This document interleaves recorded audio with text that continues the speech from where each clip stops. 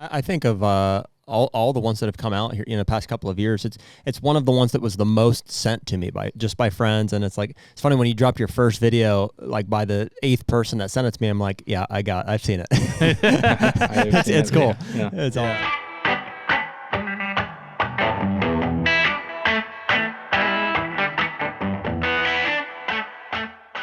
The HUNTR Podcast is brought to you by Hoyt. Should be no surprise to anyone listening to this that back with Hoyt another season. I'm actually going to be shooting the AX2 aluminum this year. You traitor. But you're still going RX9. Yeah, blacked out as always. Blacked out. Yeah. Big surprise for everyone. 80 pounds. Big surprise. Yeah.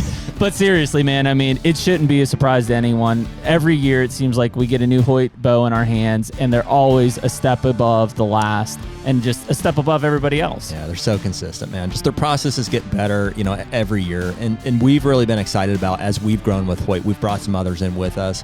And we just feel like the Hoyt family is growing, like the community, and we're really excited about the people that are involved, excited to be a part of that company. And it's really awesome. So for anyone that's excited about Hoyt, like Jared and I are, you can use the code HUNTR, HUNTR, on Hoyt.com. Get serious, get Hoyt. And we're back. Ew. HUNTR Podcast, episode 270, as we kept ourselves in line. Yeah. Nick's still keeping us on remotely. Yeah, man, we gotta check in with Nick here at some point. He's beaching it up. They got the same weather we got down there, essentially. A little warmer, maybe. Warmer. Mm-hmm. Yeah. They've actually been getting rain, though, coincidentally. We have not. Boy, I'll tell you what. It's not keeping me down. Like it's not on my mind daily, but it is like, it's beyond repair at this We've point. had that conversation before where whether it's like long, hot days and or just a dry period, like eventually like you feel it personally. You're like, ugh. The word is, I think, angst, an overwhelming feeling just of angst. Yeah. No moisture, death. The EHD deaths on top of that, which I don't think yet personally experiencing. Maybe you've got a. I did see Northwest Pennsylvania's getting slammed. I saw they put out a thing. Yeah.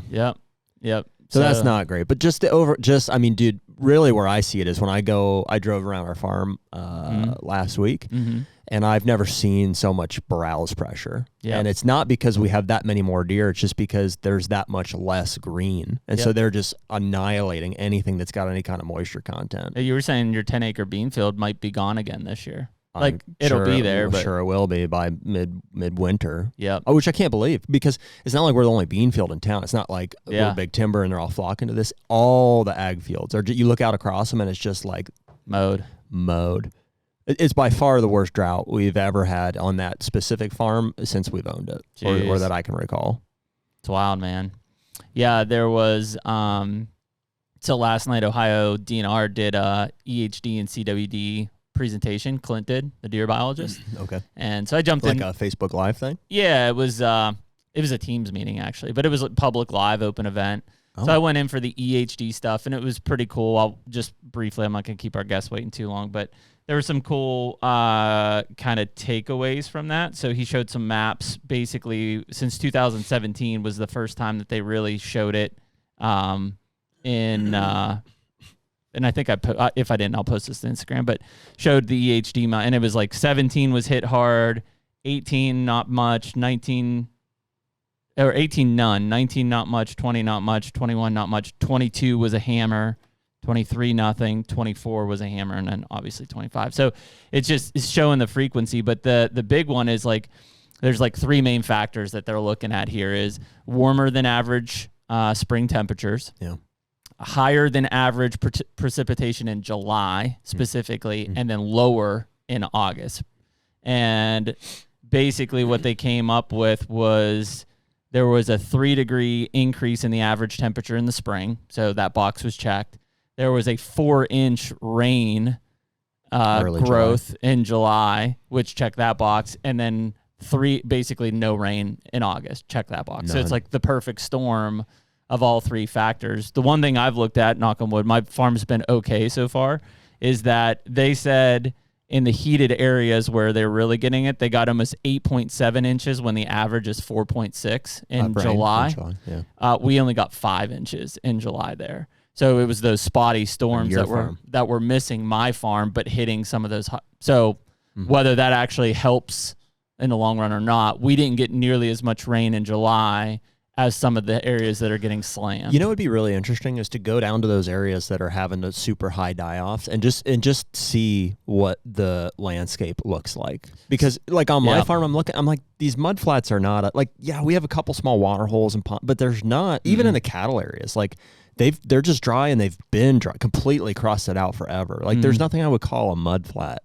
I'd be really interested to go to that area and just see if we're like, oh, well, here, it seems like they're in this stuff. Well, I think especially as you get along the Ohio River, you got a lot of those like estuaries and stuff that push up in, and then they recede down and stuff. And so, that's got to be a big part of it. I think so. Yeah. And so that was an interesting thing. I know Madison's going to put out a video, or my timber guy, Madison Raber, is going to put out a video. He flew his thermal drone on his property, his neighbor's property, had some significant die-off.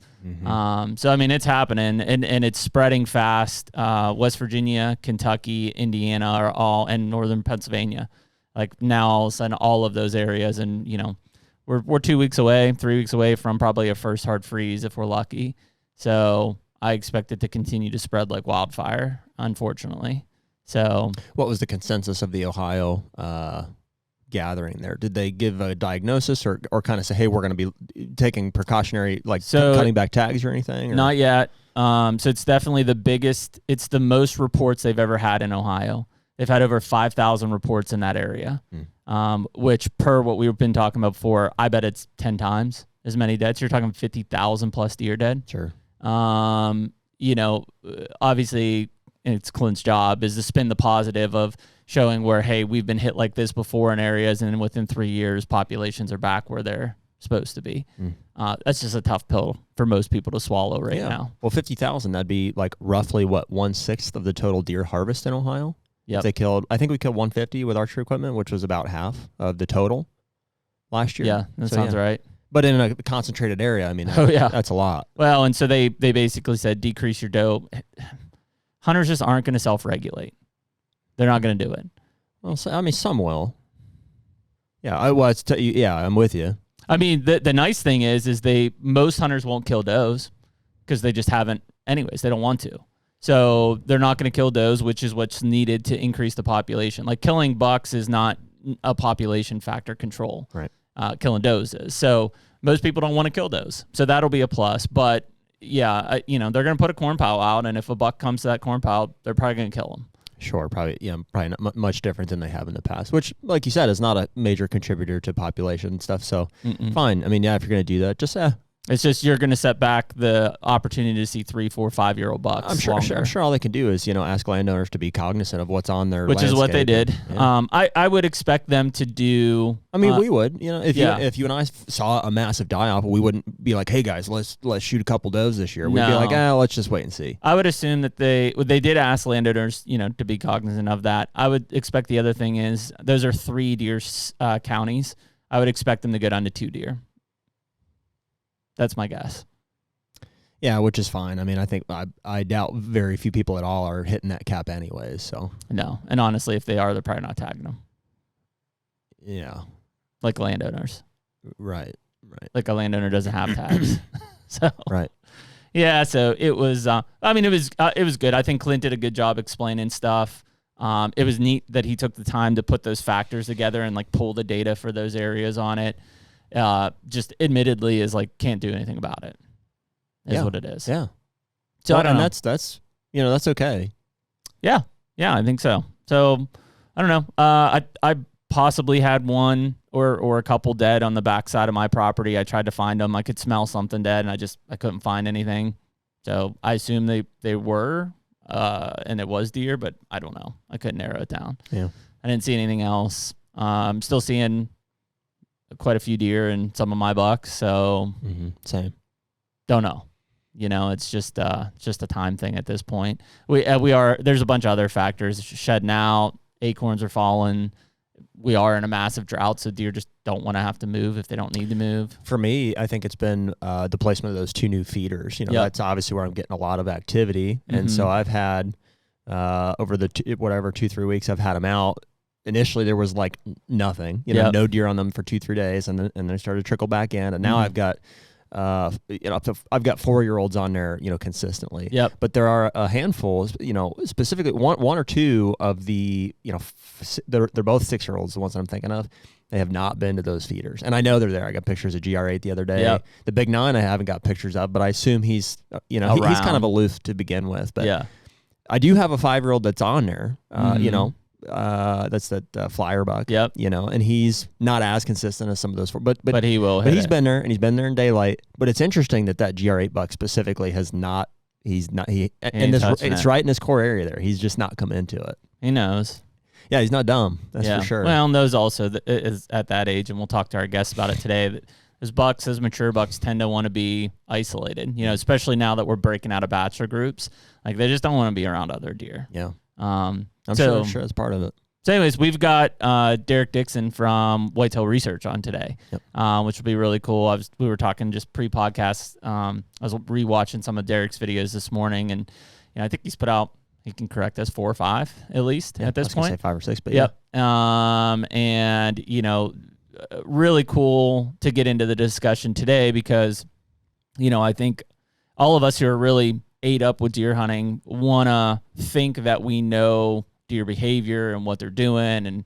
And even some of the old standbys, like the one I was watching this morning was, Derrick had observed a lot of these bucks not using the leeward side of the ridge, which is kind of like for most of us, we'd be like, well, that's an automatic. That's probably where he's going to be. Mm-hmm. And so, until you lay eyes on them and watch them for longer periods of time, it's hard to, you're basically just making assumptions and hoping that those assumptions are correct. And, that leads to success and failure a lot. So, well, and even through direct observation, it is still in the, the realm or the hands rather of like to interpret what's happening there. Yep. So we can all look and see, just like we've done with trail cameras or in hunting encounters and stuff. So a drone is just a highly in-depth look at that. It's like we see them, there they are. Yep. This is what they appear to be doing. What does this mean? Yeah. What is the interpretation of that? So I think that's kind of the fun part of the conversation. Yeah. Especially in contrast to. It was Jack Houston that we just had on 2 weeks ago there, and his focus was more so on the population like surveying. How many are there? What's the ratios? What's the overall numbers in these certain types of habitat types? And there was interest, but not as much time spent on what does this mean? What were they doing? What was the behavior? How do we interpret this into a hunting scenario? So I think that's kind of more where today's conversation goes. Yep, I agree. Let's bring in Derrick. Derrick, welcome. Appreciate it, man. Yeah. Thanks for having me on, man. It is hard to sit there. We've had a lot of our guests, like we start talking about something and they're like ready to jump in. They're like, I'm on mute. I can't do it. So, but yeah. It was miserable over here, but it's okay. In Missouri, we're not dealing with EHD near as bad, which is kind of interesting because we're in a really bad drought, kind of like what you were just talking about. I think my lawn has been dead for like 2.5, 3 months now. It's just been brown and crusty. Yeah. So with that, you would think there's going to be a lot of static water, thus, increase CHD. But I haven't seen a dramatic increase from previous years. It just kind of seems standard across the board. But like you said, you miss a lot that takes place in the woods. So it's probably just whatever it is that you see 10x it, and that's probably what's happening. And I hate throwing out random numbers like that, but I mean we've talked to enough people, and really as things kind of surmount over time with something like EHD, like it really does seem like a 10x factor in terms of what's reported versus what's actually, and I'm guilty of it, right? Like, I mean, I'm sure I found, so I lived in Columbia, Missouri in 2012 when we had the first really bad outbreak of EHD in that area. And I remember opening day of bow season, which was September 15th, I found all 3 of the bucks I was hunting dead in the creek beside me, and I'm sure I told somebody, but there wasn't like a reporting system or anything at that time. Yeah. So how many guys are out there walking around finding dead deer in Ohio and Indiana and Kentucky, and they're just, they're not reporting them or anything. Mm-hmm. Yeah, so, absolutely. Derrick, what part of Missouri are you in? Yeah, I'm in the southern area, just kind of the Ozark Plateau. That's where all of my research has taken place. So kind of northern Arkansas and then southern Missouri, that area. Awesome. Gotcha. So not too far from like where Grant Woods would have been proving ground type area. Yeah, pretty close to him. Cool. Yep. Okay. Well, that helps our listeners, I think, put in perspective of kind of help me a little further. Is that southeast, south central? Like south central towards south. south. Yeah. I think that Grant's a little bit more to the west. Southwest, So I'm kind of like south central. That's where most of my stuff's taking place. A lot of northern Arkansas and then really south central Missouri. Gotcha. And is that where you kind of grew up? Is that where you're spending most of your time hunting prior to this project? Yeah, that's where I probably spent 99.9% of my hunting, kind of going into this project. And obviously, I'd been a bow hunter for many years prior to this, and then I just kind of fell into it after moving up to the big city and going to college and all those types of things and getting a job. Then I spun back around full circle and came back home to focus on this research. Cool. That's awesome, man. So, because that was the first thing I guess I got attracted to was the fact that I think maybe it was even in your first video, you were like, you described the properties that you were doing the research on as big woods, which is my style, right? Like, as to compared to a lot of the farmland stuff that we have conversations about. What I assume one of those properties is yours personally? Or family? Family owned. It's not mine personally. I don't have that kind of money to own a 1,000-acre property, but it's actually the main one that you guys have seen on YouTube. It's owned by multiple people, okay. But my family is heavily in that. Okay. And then the other properties that I research are just ones that I gained access to by kind of knocking on doors or knowing people that knew people type situation. So a lot of different hill country properties. I've done a couple river properties, riverfront, and then I've done some that are kind of agriculture mixed with that little bit of terrain. Okay. Where kind of down the creek bottoms you have ag or soybeans or corn or whatever, and then kind of on the outskirts of it you have bigger timber kind of buffering up against it. So that's kind of the extent of what I've done so far. I have plans to expand and go down and maybe do some stuff in like the Mississippi Delta, and then maybe over in Alabama pine thickets, and just kind of, and then maybe diversifying back up to like real true ag land out towards Kansas or maybe up in Iowa. Anyways, so yeah, the world is your oyster at that point. But I'm also only one person, right? So I can only be so many places at one time. Well, so I mean, obviously, if we look at this, just kind of jumping right in, from a thermal drone side, and Jared and I kind of talked about this, but you're basically looking and collecting observational data, right? I mean, you're finding and monitoring certain areas, and in some cases looking at specific deer. Like obviously, I'm sure a lot of people have watched the buck winner that you talk about, and so. What are you capturing data wise? I know you've mentioned a couple times about the data sheets and stuff and I don't need to know specifics, but sure. From an observational data, like is it planned, I guess, like, hey, I want to look for ABC today, or is it just, are you trying to be consistent throughout your entire research period that you're monitoring? Yeah, I had some specific projects where I went in with kind of a more ABC mentality, and then but for the most part of it, I was going into it researching just mature bucks, ideally. I researched them probably 95+% of the time. And whenever I would go in, I would locate them in the morning, and I would kind of mark that whatever they were doing in the morning as an event. So if they were bedding or if they were moving, that was event number one. And then I would mark every variable based off of that particular event. So the wind direction, the temperature, whether or not thermals are kind of what the thermals are doing in the area that they're bedding in, if they were bedding or if they're moving, kind of briefly generalizing what was happening in that event. And then I think in the end there was like 26 to 28 variables for per bed and then per move. So if he was bedding, an instance, I would document all of those variables, and as soon as he would stand up, I would timestamp it. And then I would begin marking all of the variables throughout that time of movement that he had. And sometimes those would be more because he would go and he would hit rubs or scrapes or maybe intersect doe trails, and those were also events that I was documenting. And then within that time frame, as soon as he bedded back down, that's a new timestamp, new event, and then I would remark all of his bedding and once again, same 26, 28 variables, and mark it all down and just repeat that all day long until I got tired of it and went home type thing. Yeah. But most of my work was also focusing on daylight shooting hours. Okay. I did a little bit of stuff outside of it just because that's some of it is still applicable for hunters, but I was really trying to focus on movement within daylight timeframes. So. No, I think that's critically important. I mean, I guess pre-podcast, we were talking briefly about like the GPS collars and stuff, and I've got a lot of experience working with those in the past, and obviously we're looking at time of day in a lot of those motions, but it's purely like, did it move? How far did it move? There's a lot of question marks of like, where did it go? What did it do during those 50 to 200 yards that you can't answer? And I think that's probably a big, and I would assume you would agree, that's a big flaw from a lot of those studies is, it's one thing to say, there's no significant or statistical significant movement on a deer, but it's like, if you move 200 yards, like it could be like, what did he do in those 200 yards? Yeah. And in some cases, why was he bumped to be able to move 200 yards? Was it a coyote that came through? Was there a doe and estrus that walked by?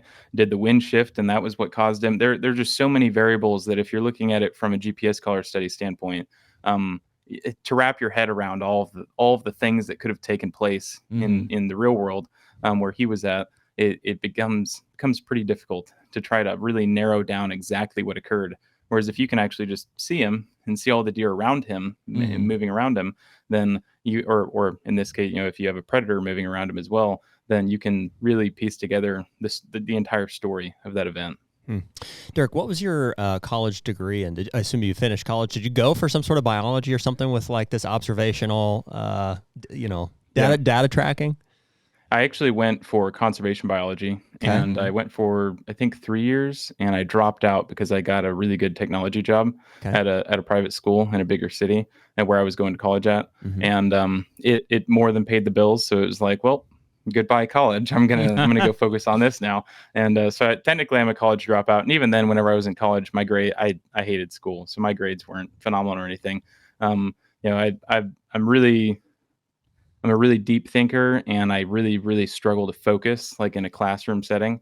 I need to be out doing the things with hands-on type situation. And whenever you have to sit and read a textbook and all that, I just can't. I can't focus on it. So So are you still working for that company then, or? No, that was actually, I guess that's technically a big part of my story, but I can like brief through it super quickly. But basically, in 2024, to skip by a lot of it, in 2024, my boss I'd worked there for 5 years. He had came to me and he'd noticed that I was just kind of slipping on my job. I really wasn't doing my job role much because it was a lot of in-office stuff, and it was starting to drive me insane. And the longer I worked there, the more I had to sit in front of a computer constantly. And I'm one of the type of people, like a lot of you, where if you can't get out in the woods like at least a couple times a week, like even if it's just to walk around and kick sticks and look for mushrooms or something, you start to go insane pretty quick. And that was happening to me rapidly. And he had realized that. So we went and had a lunch together and talked about it. And fast forward a couple months, my daughter was born, my second child was born, and I was on paternity leave. And whenever I came home with our daughter and my wife, then I'd walked in the door and I was probably there for, home for 2 or 3 hours. And I'd gotten a phone call from my boss, who's also one of my good friends. And he was like, hey man, we talked about, the kid and how everything went perfectly and we made it home safely and whatnot. And then he was like, well, I really wanted to call you because I'm firing you. And I was like, oh, wow, that's cool. Like, on paternity leave, decided to fire me. And so we talked about it for a little while, and it was all kind of a mutual agreement. Like it made sense because I needed to go do something different. Right. And the thing that I was wanting to do, and he knew that, was go and pursue whitetail research. But I was in a comfortable position with a really good technology job in a big city, and I wasn't going to ever pursue that. And he just kind of kicked me off the cliff and was like, good luck, buddy. Like, go do it. Like you're smart. You can figure it out. Wow. So, I walked in the house and told my wife, I'm buying a drone. We're moving back to my hometown, and we're going to do research. Wow. And that really is kind of the root of my question here. So this is your business now. You're pursuing this as like a full-time career. Yeah. No, it's been my business since 2024 of June. And I haven't made $1 off of it for that entire year.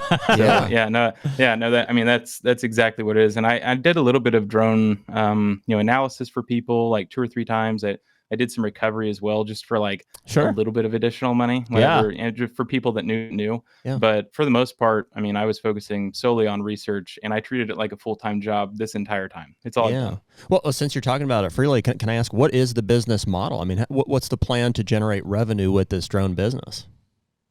Oh, you cut out a little there, but I think I know your question. Yeah, go for it. Yeah, no, Well, YouTube ad revenue, as a lot of people know, it's not gonna make it in the end. Okay. So yeah, definitely not gonna make it in the end. Us as well. So, we know it. Appreciate you answering that. So since you're kind of speaking freely about it here, my question was, what is your plan what is the business model of this drone business? You said ad revenue is it's supplementary, but maybe not the whole thing. What's the plan for generating revenue with this business? Yeah, I mean, in the end, making something that's kind of local and tangible is the dream goal. And I don't really know if that's going to fall within the realms of drones, because I don't know where drone restrictions are going to be coming in the future. Mm-hmm. I would like to think that they're probably going to get hit pretty hard, especially as prices go down and availability goes up. Then restrictions are going to get tighter, like they probably should. And so kind of basing my entire future career path off of drones is not really the best strategy, which is interesting because that's kind of how I've made my name to fame so far. Yeah. And so really the number one thing for that to be able to continue my research is, and I've already developed a lot of these connections, but developing connections with universities and other larger names in the research community that will allow me to continue to do my research in an extremely controlled environment. Mm-hmm. So that way, everyone can, I can kind of go beyond, just like you can't buy a GPS collar and collar all of your deer. Right. Whenever drones get restricted, you won't be able to get a drone, et cetera, et cetera. So, and to enable myself to be able to go beyond the restrictions whenever they get set in place and still do scientific research, heavily scientific research in a very focused, controlled enviurement.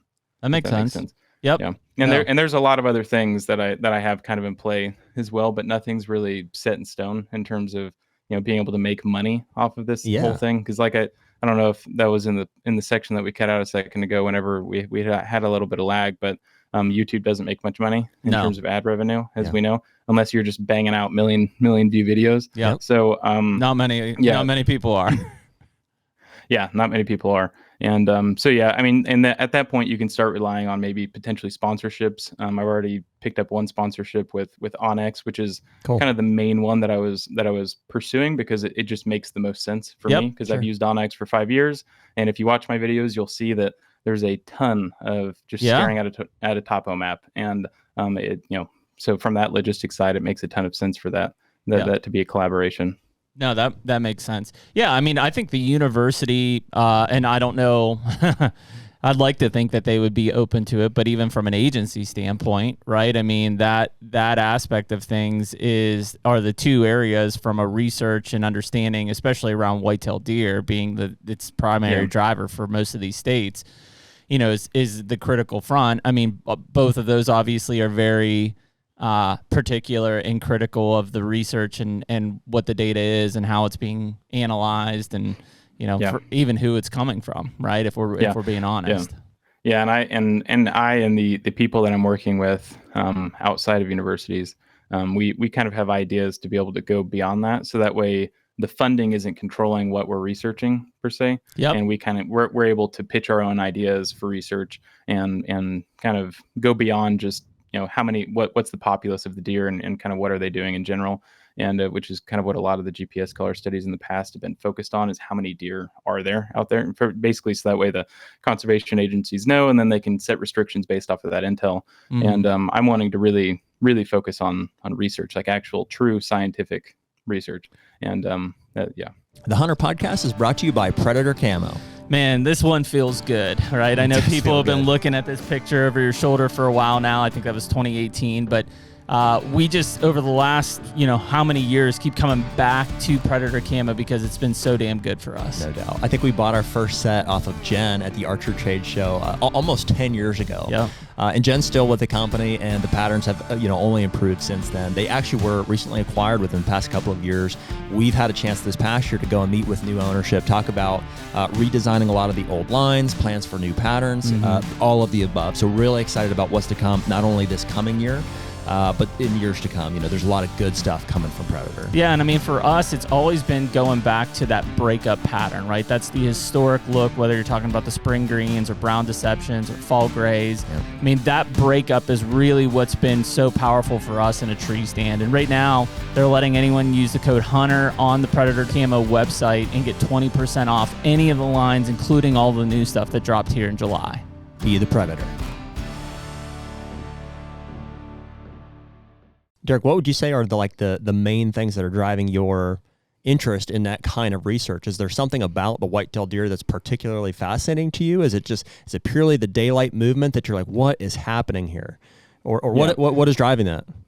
Yeah, I mean, initially why I became so interested in it, I'd bow hunted for quite a long time until I moved up actually to the bigger city, and I started getting time restraints put in to where I just wasn't able to go hunting, especially back on the home property as much. So I was going out to public land whenever I could, but even then I just didn't have enough time to go out and scout and this and the other. And while throughout that time frame, I had started focusing in the off season to get my grandpa actually on a bigger deer, because he had kind of developed his whole life early on whenever I was younger and my cousins were younger and stuff, to get us on big deer and kind of set us in great locations. So as I got older, I started kind of retooling my mindset to like, how can I get him back on a big deer? And we had succeeded with that and put him in locations where he gets sub 30, sub 40 yards to a big mature buck. And then we make it back to the cabin and it's like, hey man, how'd your hunt go? And we start talking about the deer that I saw and the deer that he saw. And he'll just be like, yeah, no, I had one of our, something's happening outside my office. 1 second. I have a child that's digging through metal. I don't know. My wife has retrieved the child and she's leaving. Okay. But yeah, no, and he just kind of came back, with the fact that he had saw one of the target bucks sub 30, sub 40 yards. And it's like, well, why are we standing here talking about it? Like, did you get a shot on him? And he had a crossbow, and he's just like, no, he was there for 5 minutes. I just sat there and watched him. And I thought he was one of the most beautiful deer I'd ever seen. And it was like, okay, that's interesting. And then that had replicated new spot for you tomorrow. Multiple. Yeah, that had replicated itself multiple times, where he had gone out, he had seen a mature buck in a location that we'd kind of organized for him to be in, and he just didn't shoot. And that started retooling my mindset on what really mattered and how interested he was, which made me interested in how mature bucks kind of behaved. And that kind of spurred me towards wildlife photography versus bow hunting. So since I didn't have enough time to be able to get down and really scout for bow hunting, I started retooling towards wildlife photography and going out on public lands and doing, it could be nature photography, taking pictures of a plated woodpecker, but really in the end, I was trying to get sub 30, 40 yards to mature bucks and take pictures of them. And I did that for 3 or 4 years. And that kind of, that's also why going into the season and kind of setting my bow down, I'd already been setting my bow down for quite a while now. I would go out and still go bow hunting for doe management and stuff like that.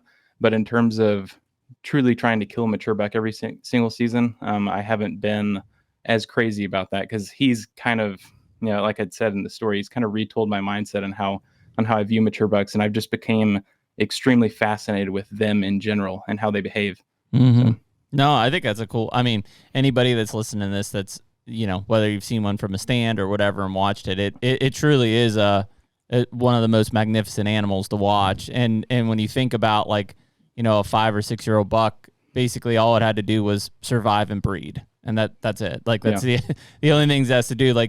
It's just so aware of its surroundings and movements. It's like, when I was growing up, my dad used to always say, think about bow hunting and getting within 30 yards. And basically you snuck into, a buck's bedroom.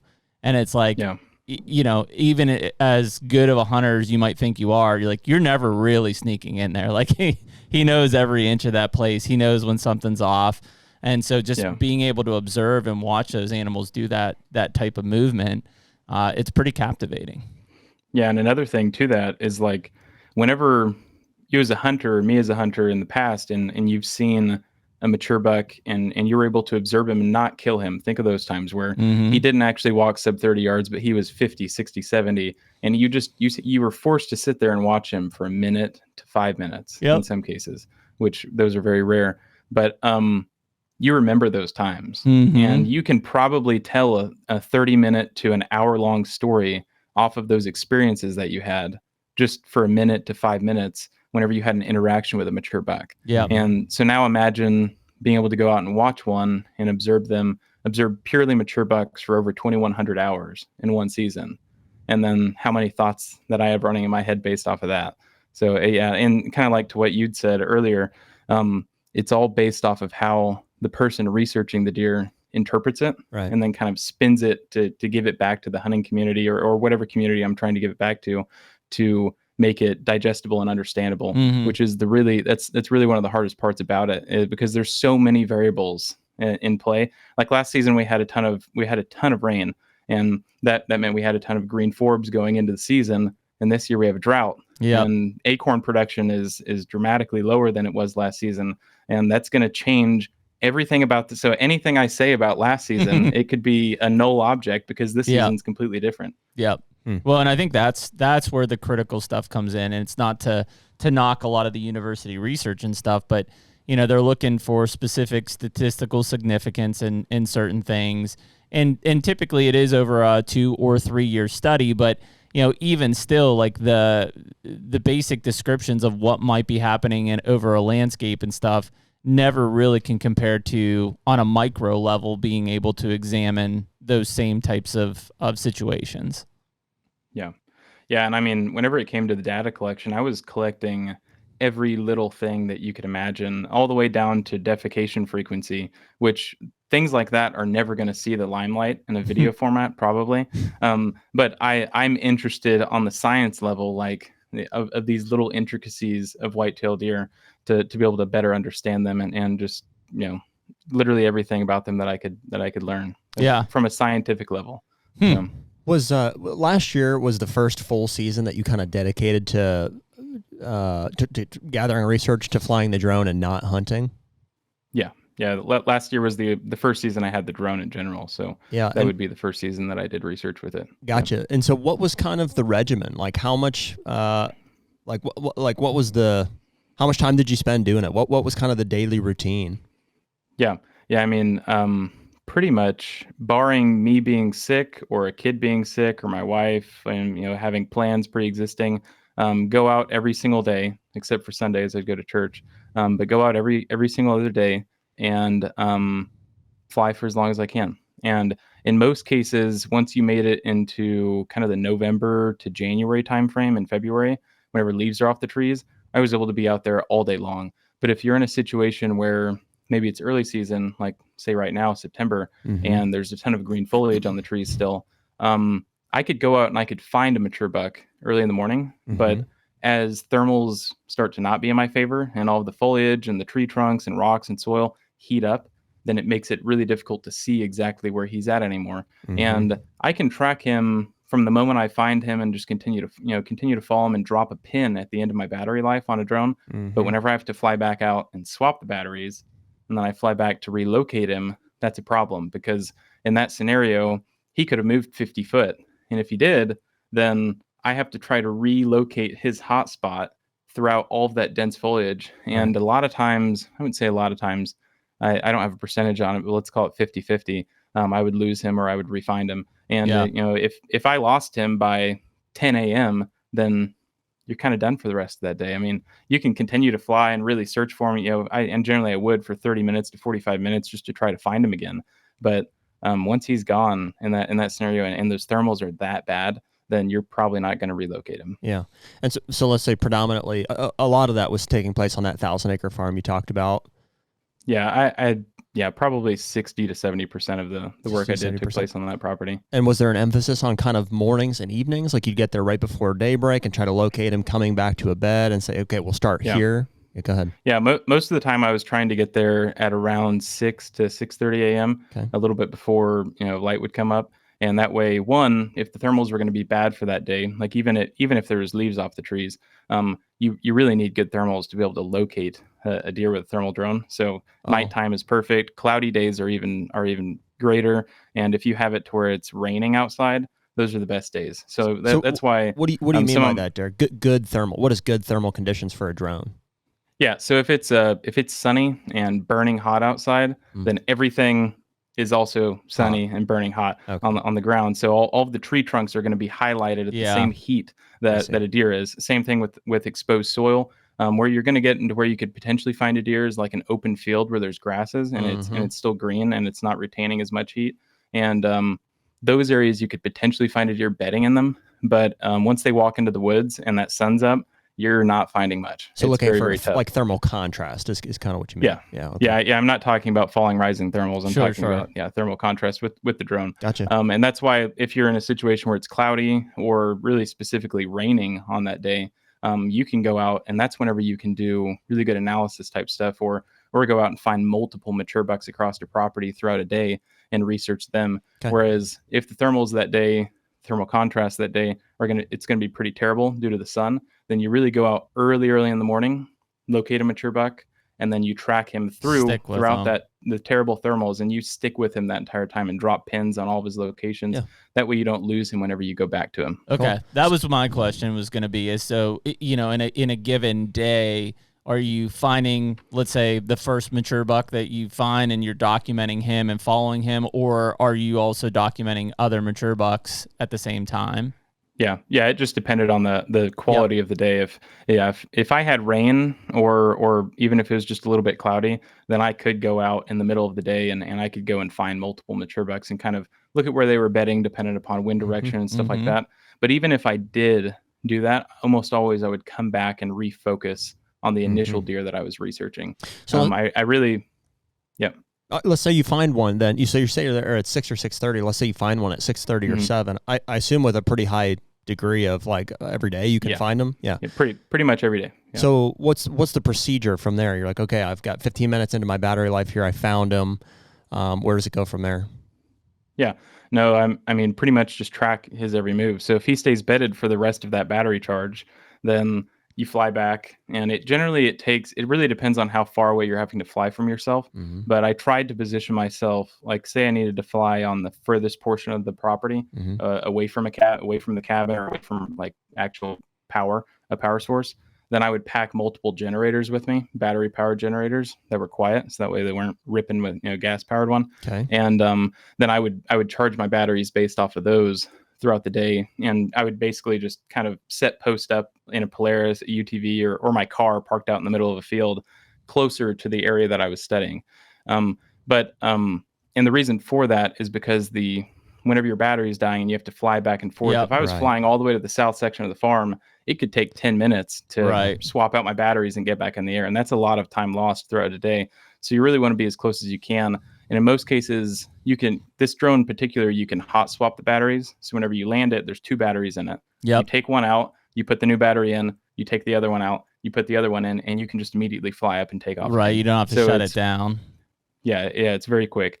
And, you could do it in 3 minutes in some cases, where you can get that drone back in the sky to the exact location. You fly back to the last pin that you dropped where he was located, and flip on the zoom camera, and there he is. Yeah. And I mean, in most cases, if I found one early in the morning, I'm probably going to be tracking him into probably 30 minutes to an hour after legal shooting light. Gotcha. And how long is a single battery lasting? These ones are lasting. It really depends on, there's a lot of factors that it depends on: humidity, wind, all sorts of stuff. But for a general answer, 30 minutes to 35 minutes about. Wow. Yeah. Okay. So you're in the air for 30 minutes at a time, and then you just have to track back and swap those 2 out, like you said, two to 3 minutes, and then you're back at it. Yeah. Yeah. And the batteries, the other set that I have, and I've had to buy multiple sets because they really, they only last 500 hours, but that's beyond the point. They recharge at the same rate that they discharge. Oh, wow. That's a really special feature that these batteries are capable of doing. They recharge to around 90 to 95% at the rate that they discharge. Wow. So that enables you to fly all day long, nonstop. Yeah. Interesting. Wow. Well, that probably answers a lot. I know a lot of drone guys were like, I don't know how he can possibly stay in the air that long. And I'm like, well, there you go. You know what I mean? If you've got generators and a battery that charges at the same rate that it depletes, and I assume you have multiple sets, you could fly indefinitely. Yep. No, you definitely can.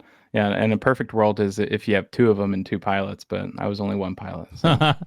Are you trying to maintain a consistent like altitude when you're doing this research, or? Yeah. Yeah, and that's also another thing that's variable dependent upon the type of terrain that you're at and the weather conditions. So if you have heavy winds and maybe a little bit of a storm, then the drone, it has I don't know if you guys know this, but it has a laser rangefinder on it. So you can flip it on and it'll tell you the exact distance that you are from what you're aiming at. Wow. So basically you can start to piece together, if I fly within this many feet, then I'm bumping the deer every single time. So in heavy winds and really rough conditions, I could generally get within 400 foot to them. And that's where you start seeing those really close-up shots that I have. That's because the conditions were really volatile that day. And my drone was I was able to get closer undetected in that situation to be able to get the cool B-roll video that I'm able to get. But in a situation where it's calm and you're in like ag land, so there's not many hills bouncing the sound around, those you're gonna have to stay like 800 foot to sometimes 1,000 foot away, and that's why ag land video is not as clean. Whenever I haven't posted much of it, but the ag land video doesn't look near as sharp as the hill country, because you have to stay further away because that sound travels further. Interesting, makes sense though, and it's a big drone, right? Like it's way bigger than what it's not like a DJI Mavic Pro, right? It's a serious unit. It's a DJI M30T. That's the one that I used last season primarily, and it's like a mini helicopter pretty much. It sounds, if you put it over yourself, the amount of downdraft that thing's kicking off of it. It's a serious machine. But I actually this year I have a DJI 4T, which is the new drone. It's actually like a Mavic. It's a lot smaller and quieter. And I've already been playing around with it, and you can get quite a bit closer to deer with that thing in comparison to the M30T. And are you giving up anything from like your zoom quality or anything like that on that unit? Yeah, I think you're giving up two things. The zoom quality, it's not as it's hard to explain, but the way that lens works, because it digitally crops within a range at like I think it's 12 to 18x. Okay, it's a digital crop, but once you hit 18x, it goes back to an optical. Zoom camera, and it becomes clear again. Whereas the Matrice 30T, it's clear all the way throughout, all the way to 18x. So you're not having to worry about that.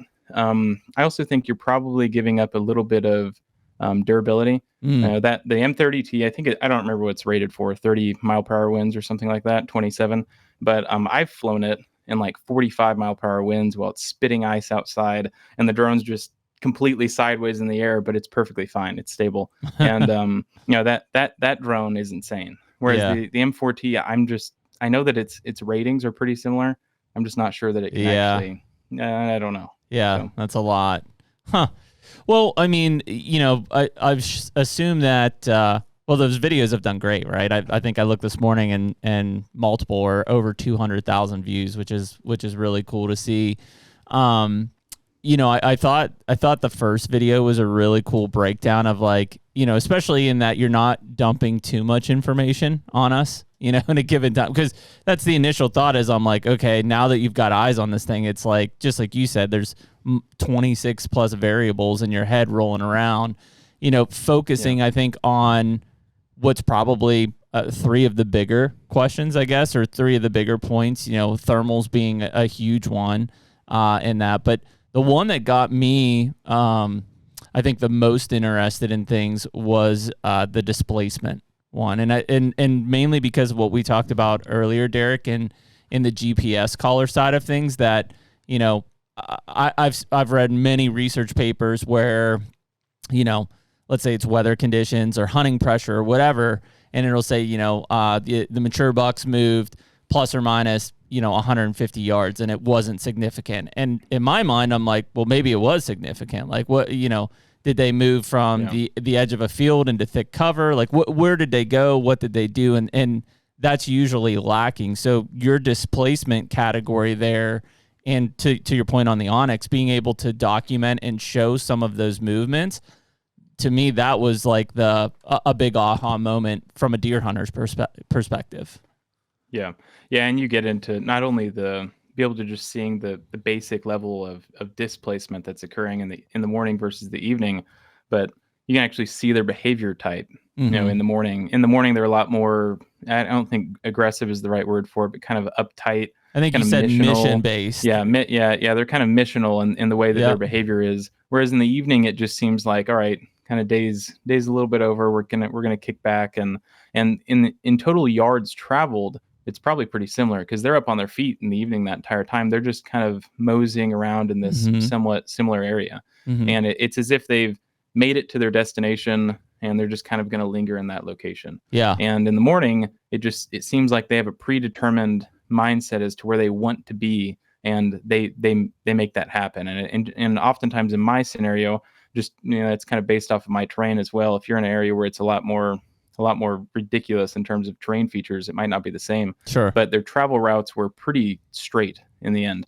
And obviously it was still terrain dictated and how they were able to make that trek, but it was pretty straight along that path. And the main thing that I was observing in their morning movement versus the evening movement was the amount of doe intersection trails that they were able to hit on that travel route. And how, I've been asked the question a lot, like, do deer wrap kind of downwind of doe bedding areas or doe groups and whatnot? And if you think about it from a perspective of efficiency, it wouldn't make a lot of sense for a mature buck to continuously wrap downwind of just every keep looping bed. low, you're just looping all over the place. Whereas if you could just walk and hit these intersecting trails and scent check the ground, I mean, you're extremely efficient at that point. And that's the main thing that I was seeing them do in the morning, which was really kind of like from a hunter's perspective, an aha moment for sure. Well, I think a big discussion that we've had, and it's different per terrain, right? Like I'm more of a big woods hunter. That's what most of the properties that I have kind of fall into categorically. And I'm a big proponent of hunting mornings, even in October, right? Or versus a lot of the farm country, not just because of smaller blocks of timber, deer kind of, perceived, I don't know, maybe you have more insight on it, but perceived hanging closer, not long lining during daylight hours, especially back and forth, where in the big woods, it seems like, if deer is mission based moving from point A to point B, there's a lot of ground in that straight line to cover and a lot of time to get in position to potentially intercept him. Real quick too, if you can differentiate that mission-based mindset and what you just said about, crossing those doe trails between late October and on, and just call it October or early season. Is there a difference in that happening, or? So you're asking like late October versus obviously in early October, they're not going to be as intentional about checking where does are, these intersection points that you're talking about, but are they still mission minded in terms of getting back to a bedding area? I think so. Yeah. In terms of, you're asking early, kind of whenever they're breaking from bachelor. Yeah. Just distinguish October from November, basically. Yeah. I mean, you're going to see automatically, actually my next video is going to be harping on this a lot in the early season. For us, September 15th is whenever season opens. So for those first 2, sometimes 3 weeks, that's whenever everything is going to be changing and their food sources are going to be changing, which is going to dramatically impact the way that they feed.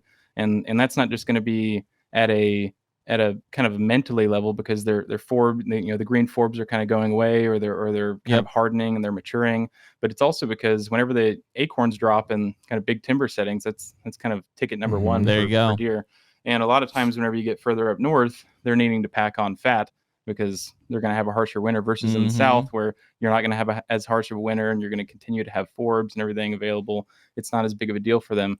But for us, where it's a little bit more north and we're going to have harsher winters, those deer are going to have to shift to acorns primarily. And that's as we've all known. And the interesting thing about it is their gut microbiome and how that works in coordination with the switch from green forbs and into acorns, and how it really takes 7 to 14 days for them to be able to fully swap their microbiome to be able to digest acorns properly and extract the proper amount of nutrients from them.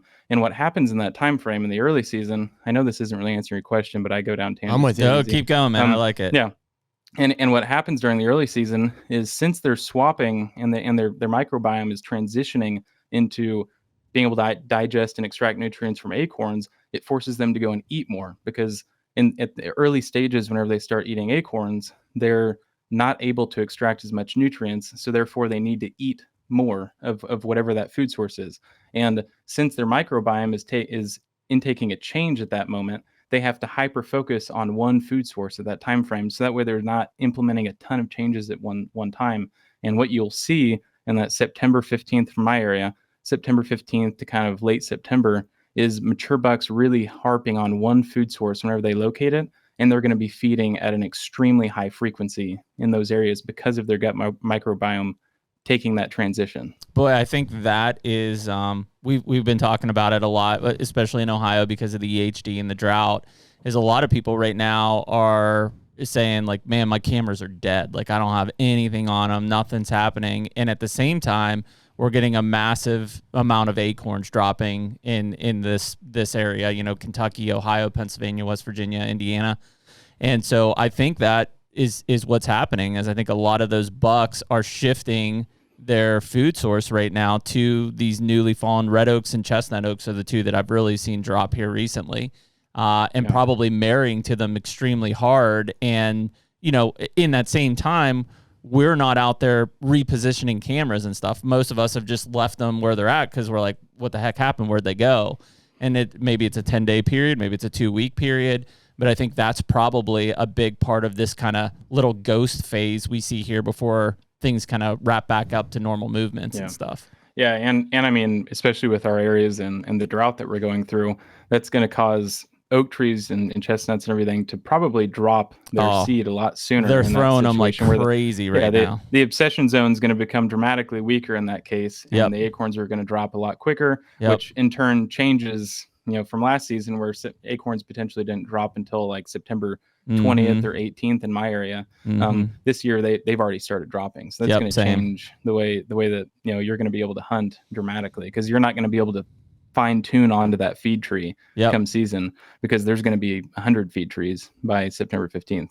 I think it'll be interesting too. I don't know. You said you're in a drought in your area, but I was just talking about it this morning with my wife, is like the amount of leaves coming down right now is unbelievable. Like off of a lot of the trees, like oaks are still hanging for most, but all the maples, hickories, you know, anything that, you know, like that is really dropping in a fast. Really? Oh man, dude, flying down right. My yard, I could rake leaves if I wanted to right now. Wow, because I hadn't noticed. And so, and you can see the coloration in them as well. Coloration for sure. And that's basically because the trees are nutrient deficient, and they're having to drop off their acorns and their leaves because they can't provide energy. Is that a fact? I mean, it makes sense in theory, but they do shed leaves and acorns in a drought when they're under stress like that. Yeah. Oh yeah, 100%. That's a fact. Yeah, because they want to keep all the resources down into the root system, into the main trunk of the tree. Yeah. So everything else starts to just get cut off. I honestly hadn't heard about this gut microbiome shift either. Is that like a seasonal thing there? Is that something that you've read much into? Or I mean, the way you explained it made a lot of sense. Yeah,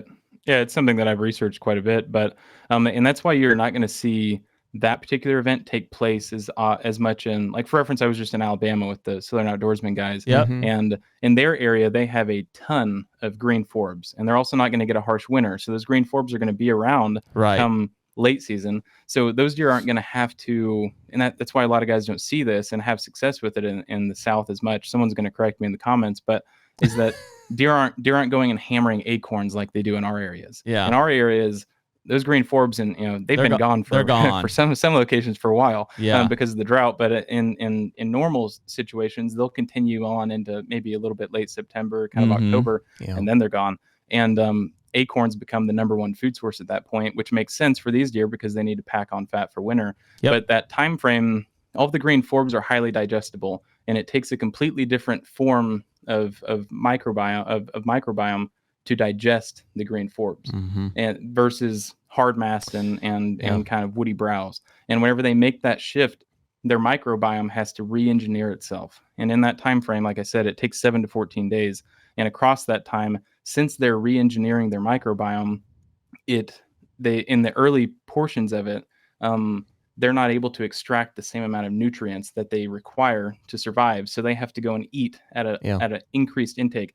And if you start mixing that with like a mature buck in this situation, where really the shedding event of antlers and the hardening of them takes place at the same time that acorns are dropping as well, that means an increased a load of testosterone for them, which increases their energy output, which increases the amount of food that they need, all while their microbiome is shifting. So mature bucks in particular have to go and really up their intake of food source. Is that the same, what would you call it, biological, thing that's happening, when they say about not putting corn out in non-agricultural areas, like, because it'll kill them? Well, I mean, they still have to a point. I mean, depending on the corn, it's actual nutrients in the corn versus like acorns. They have the nutrients there. They just can't adapt to extract it. But very much in the same way, like if that deer's eating browse in December and January and all of a sudden you just start dumping corn out, like they have to adapt their actual digestive system to that. Yeah, what you're seeing is kind of in the late season, like say we have a drought and you're not planting a food plot. Deer are going to die this off season due to the harsh winter and due to the fact that we had, like, say we have a harsh winter and due to the fact that we had a drought. And the reason is because come late season, they're going to have to continue to shift what they're eating to even more woody browse and things that most of the time they're not going to be eating, the extremely fibrous food sources. And in those situations, their microbiome is going to try to shift to continue to uptake the amount of nutrients that they need to survive. And that's where the terminology of a buck basically dying with a full stomach comes from, is because the deer is still eating as much food as they possibly can to try to meet that nutrition need, but their microbiome is not able to extract the correct amount of nutrients and energy from it. And in that case, they die with a full stomach because they can't digest it properly. Is that what happens with the late season corn? But you know what I'm talking about, right? You're like talking guys have cautioned yeah. guys about like, hey, if they're not used to like eating this, corn, essentially, they're not in agricultural areas, it's just big timber, and then somebody goes out in the middle of February and dumps a big corn pile to try to feed the deer through a tough winter or something like that. I've heard it can kill them. Well, the corn doesn't have all the nutrients. Like, for instance, is that why? Basically what he's saying is that they're not able to extract the nutrients and they die with a full stomach. Yes, and at the same time, corn itself doesn't have enough nutrients to support all of the basic metabolic functions. Like, it's only got 6% protein, and they need minimum of that to survive, period. And so versus, like, let's say they're eating greenbrier. Well, greenbrier might have 13% crude protein. So there is enough there to sustain it if they can extract all of that crude protein out of it. They can't, right? There's a level of digestibility there. So it's more so just that they can't live on corn and hard woody browse alone. Correct. Yeah, I see. Yeah. And there's acidosis and other things that can happen with that too. HUNTR Podcast is brought to you by DeerGro. Man, hard to believe, but DeerGro has been the sponsor that's been there since the beginning of the HUNTR Podcast. Back in 2021, I think that they were the only partner that we had, but it's such a cornerstone brand and set of products for our food plot strategy throughout the year. No doubt. And it seems like we used to have an off season, but not so much anymore. It's like when the hunting season ends, it really rolls right into food plot season, habitat projects, all of the above. And the Plot Start and Plot Boost have been there since the very beginning. That's a cornerstone for all of our plots. The Plot Start goes on at the beginning, Plot Boost goes on midway through. And since they came out with all of the fertilizers, that gets mixed in with the Plot Boost application as well. And I can't believe the results that we've been getting out of that. Yeah, it's been awesome. Like I said, it's all the work now that really produces the results in the fall. So right now, anyone listening to HUNTR Podcast can use code HUNTR, HUNTR, for 15% off any of the products at DeerGro.com. Better food plots, bigger deer.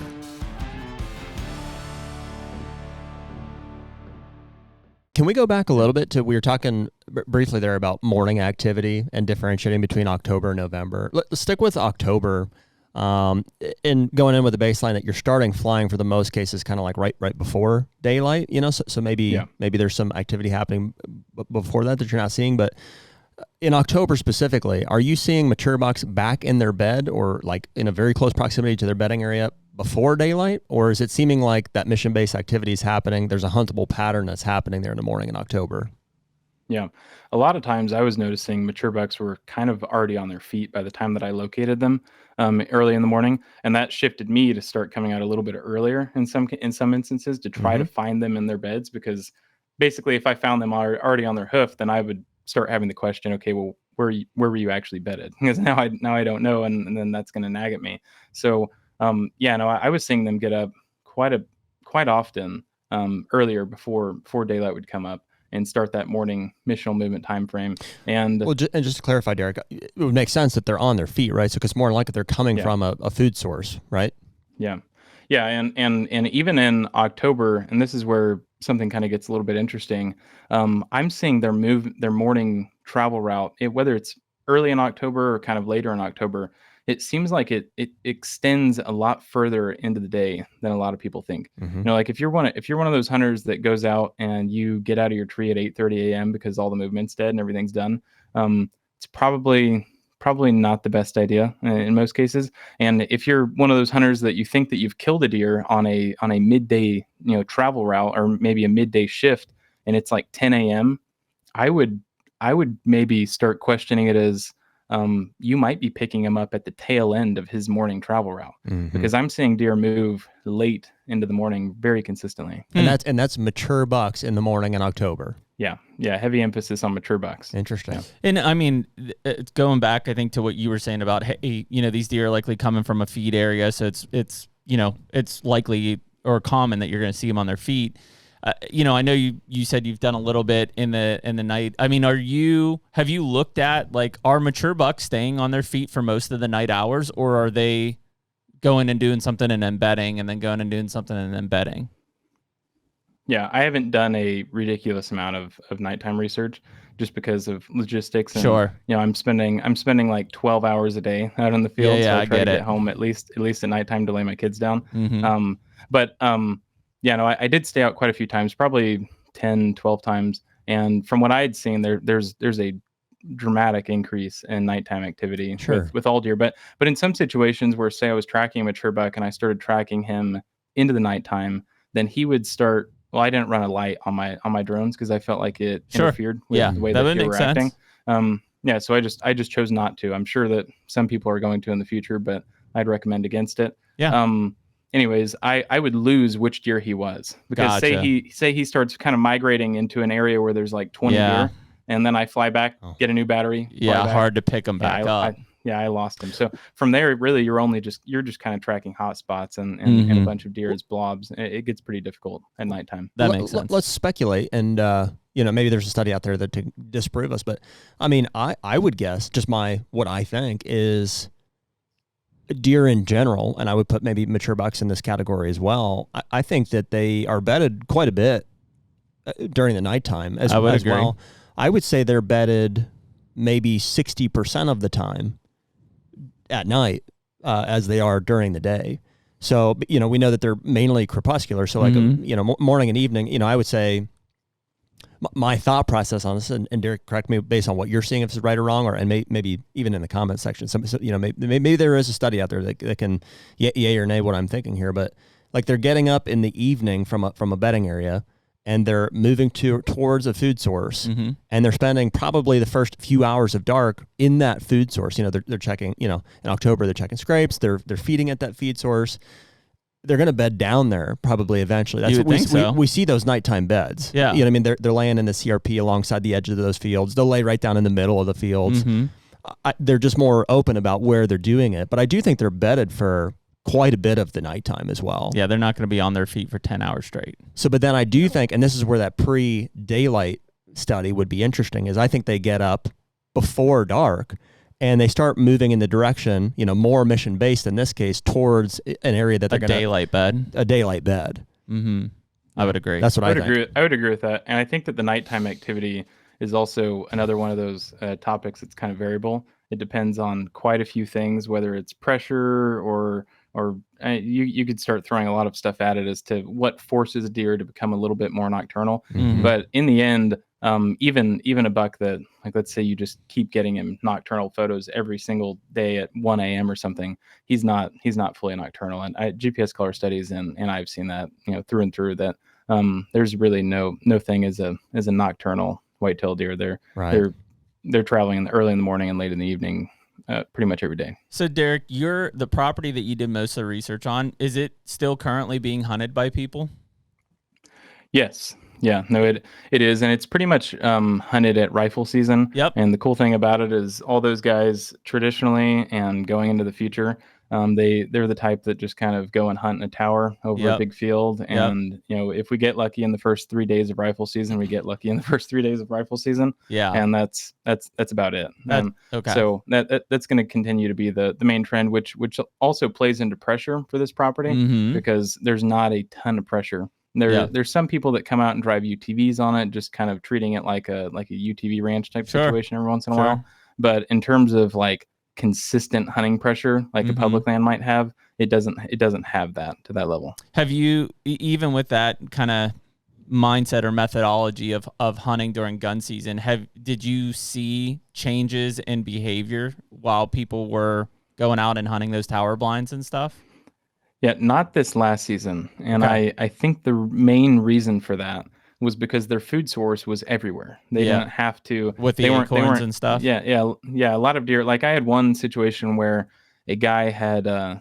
he'd contacted me because he's just like, I think my deer numbers are like through the floor. And this is one of the 4 analyses that I did. And he's like, I would love it if you could just come out here and tell me if I have deer or not, like for the rest of the season. And I was like, okay, well, I'm going to make it worth my time from a research perspective. And I'll research, you gaining entry and exit to your stand, and basically come up with these predetermined locations that you're going to go, and then you can document those, and you're going to go to those locations, and I'm going to fly your property, and I'm going to analyze how deer react in your area based off, so that way I can get entry and exit data, and then I'll fly and I'll do an analysis on your property while you hunt, and I'll see where the deer are located, and basically at the end of season, well, right now I can kind of give you a yes, you have deer, or no, you don't have deer. Sure. But at the end of season, then I'll tell you kind of the secret sauce as to what was happening on that particular day and what you were missing.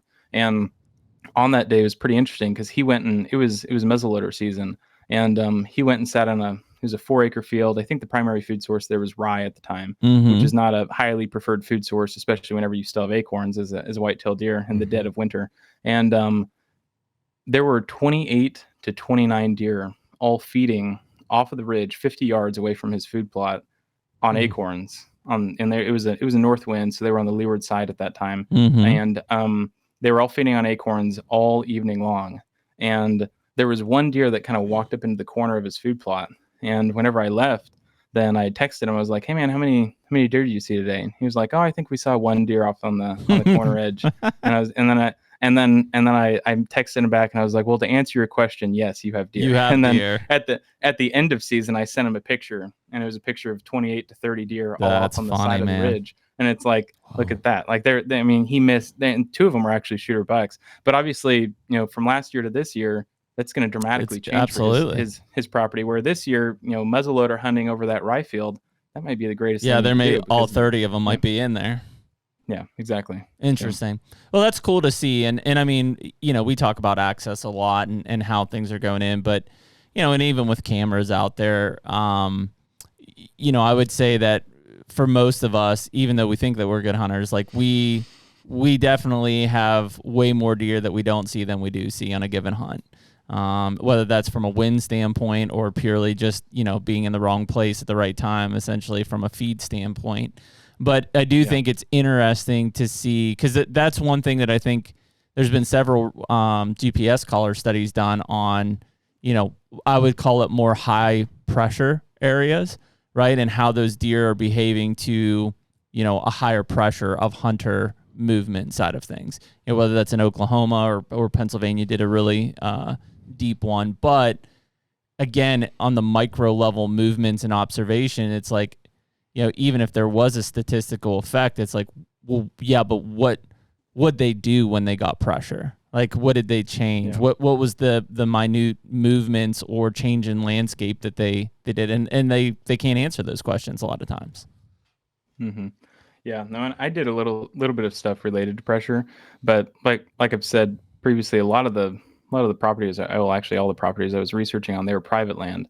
And whether it was ag country or guys were driving UTVs consistently on the property, whatever it was, a lot of times their mode of access to get to their stand was that same mode of access they used to travel on the property. So if it was farm country, then that guy kind of already knew it's like being dropped off with a tractor is probably one of the best strategies out there. And it is one of the best strategies out there. If all you do is drive a tractor around on your property all the time, then if you can have a tractor drive you to your stand, drop you off, and drive back out, you're going to have zero effect on how the deer interact that day. And then likewise with the property that I did most of my research on, where UTVs are frequenting, if you get dropped off by a UTV, then you're going to have a great hunt on that day because all the deer hear the UTV drive in and they hear it drive right back out. And it's just like, oh, not a big deal.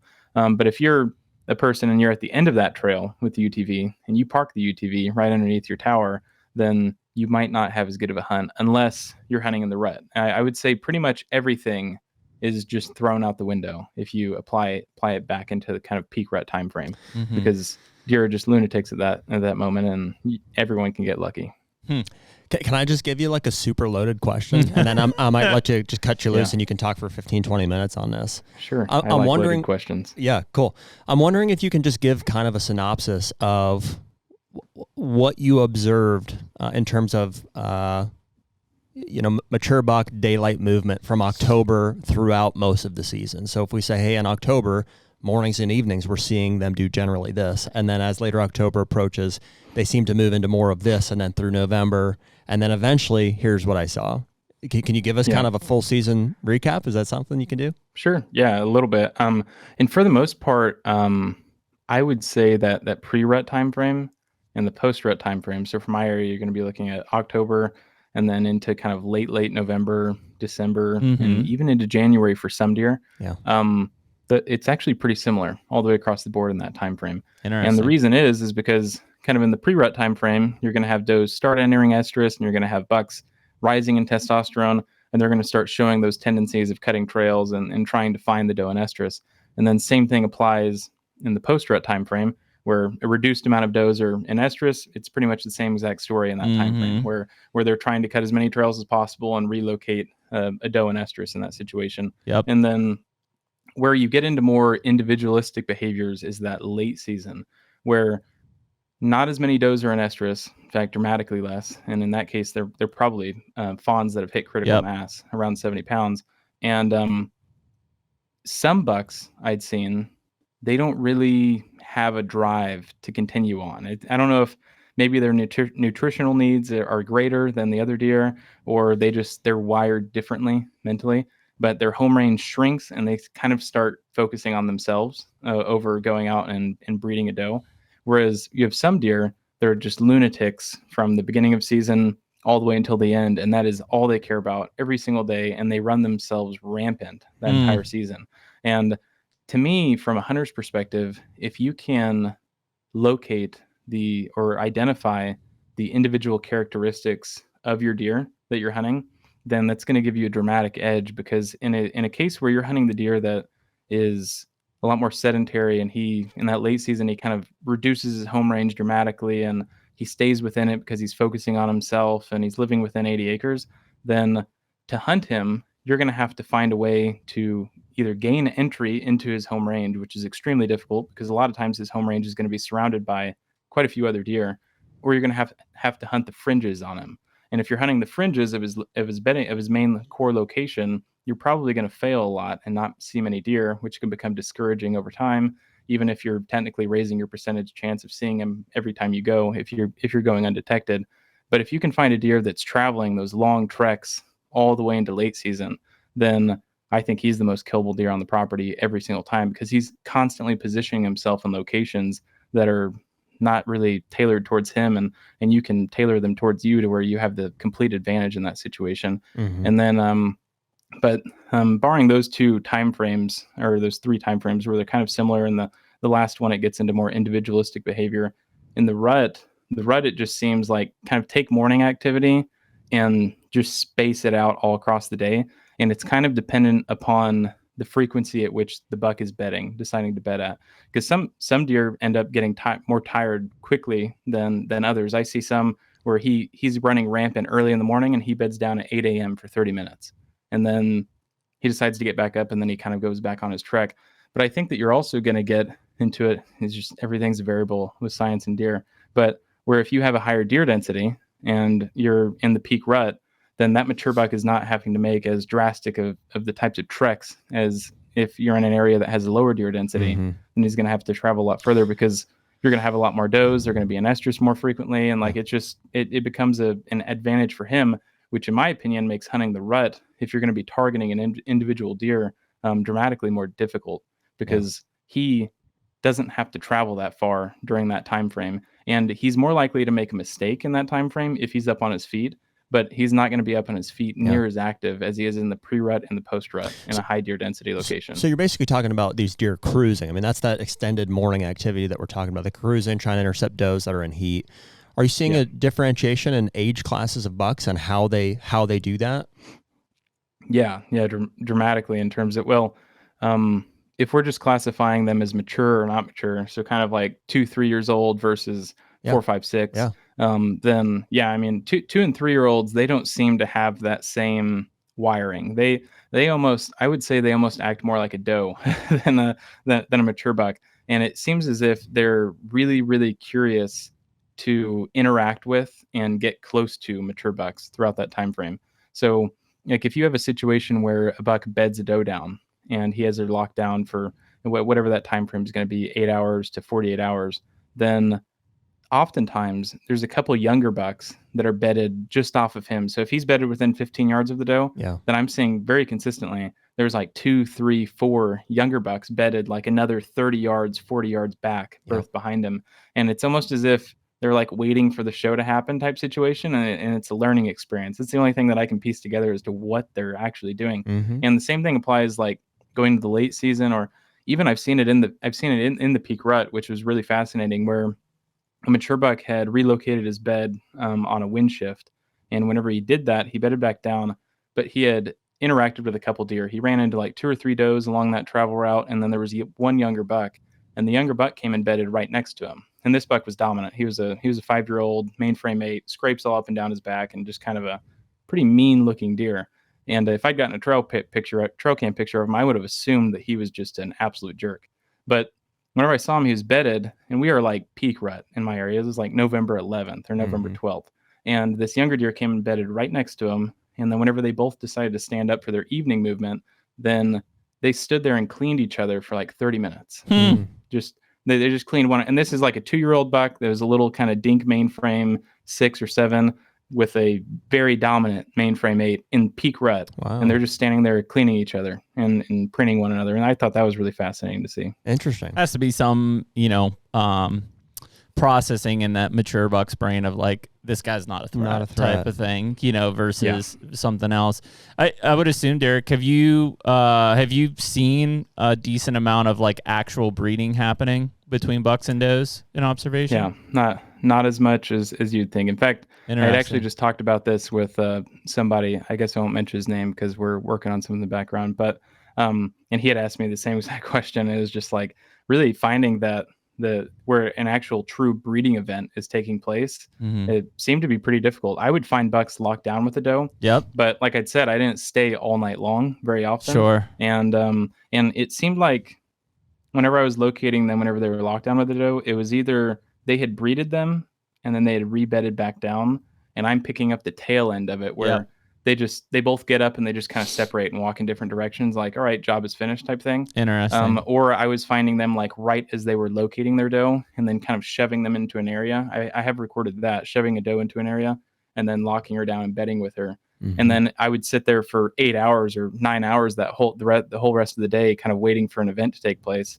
Nothing would happen, and it's like, well, dang it. I go home. I could have stayed into the nighttime, but and I asked that question because I know when I was at Mississippi State, we had a research project where I can't remember the exact percentage, but it was like 15% or something like that of fawns were multiple paternity, right? Essentially 2 dads.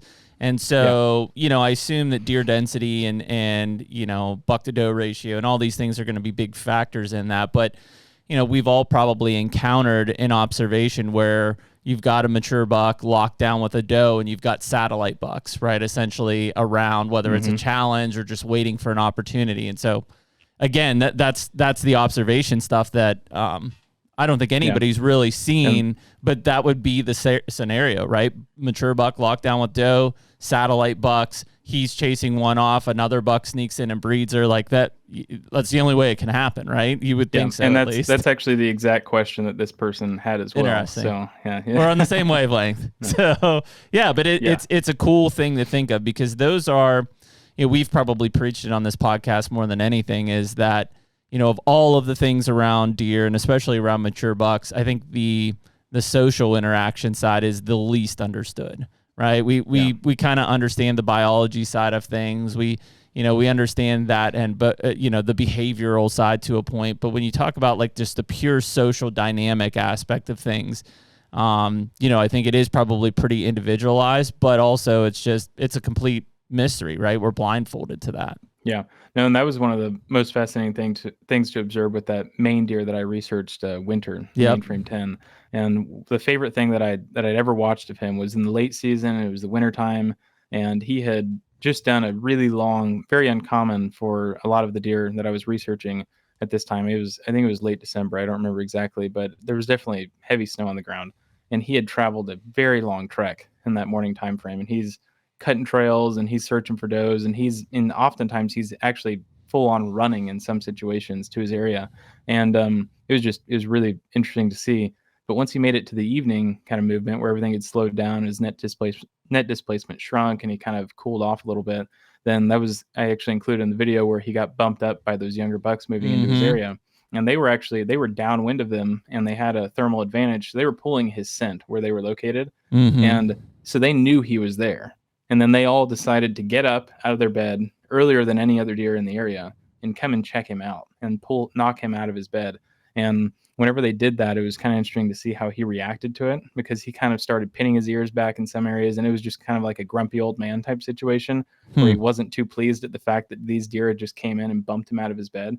And prior to that, actually, he was interacting with, I'd included that in the video as well, where he was interacting with that doe, where the doe seemed highly interested in him, and he showed zero interest back in her. He was just he would pin his ears back and lower his head towards her in her direction, kind of like a get away from me lady type situation. He just wasn't having it with her.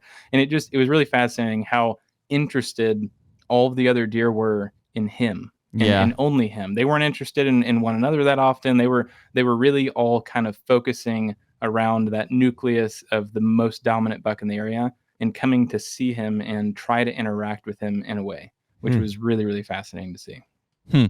And that was the same buck that you had said went into a field only twice during daylight hours? Yeah. And I heavily kind of dictate that to the fact that we just had so many acorns last season. I think that would dramatically change this season if he's still on the property. I think we're going to see him walk into a field a lot more frequently, because he was walking into fields after shooting light pretty consistently. I have quite a few videos of him actually walking in just after shooting light, and I don't know how he's piecing that together perfectly within like 10 minutes of shooting light, but I'm not going to advertise that mature bucks can do that and predetermine what shooting light is and what shooting light isn't. But I think it was just a coincidence. But in terms of actual walking into a field during shooting light, though, he only walked into 2 that I had recognized him doing, and that was across over 200 and some hours. I don't know how many days. I think it was 30 something days total, because some of the days I'd only been able to research him for like 6 hours or 4 hours, and some days I researched him for the full day. And that's just based off of every once in a while, whenever in the early season I had heavy foliage, or in the late season, if he just wasn't on the property until he kind of came back onto the property and I saw him, then I can start tracking him at that point. But I wasn't flying off over other people's private land to go off and locate him. He had a really wide home range, and part of that home range was not on the property I was researching.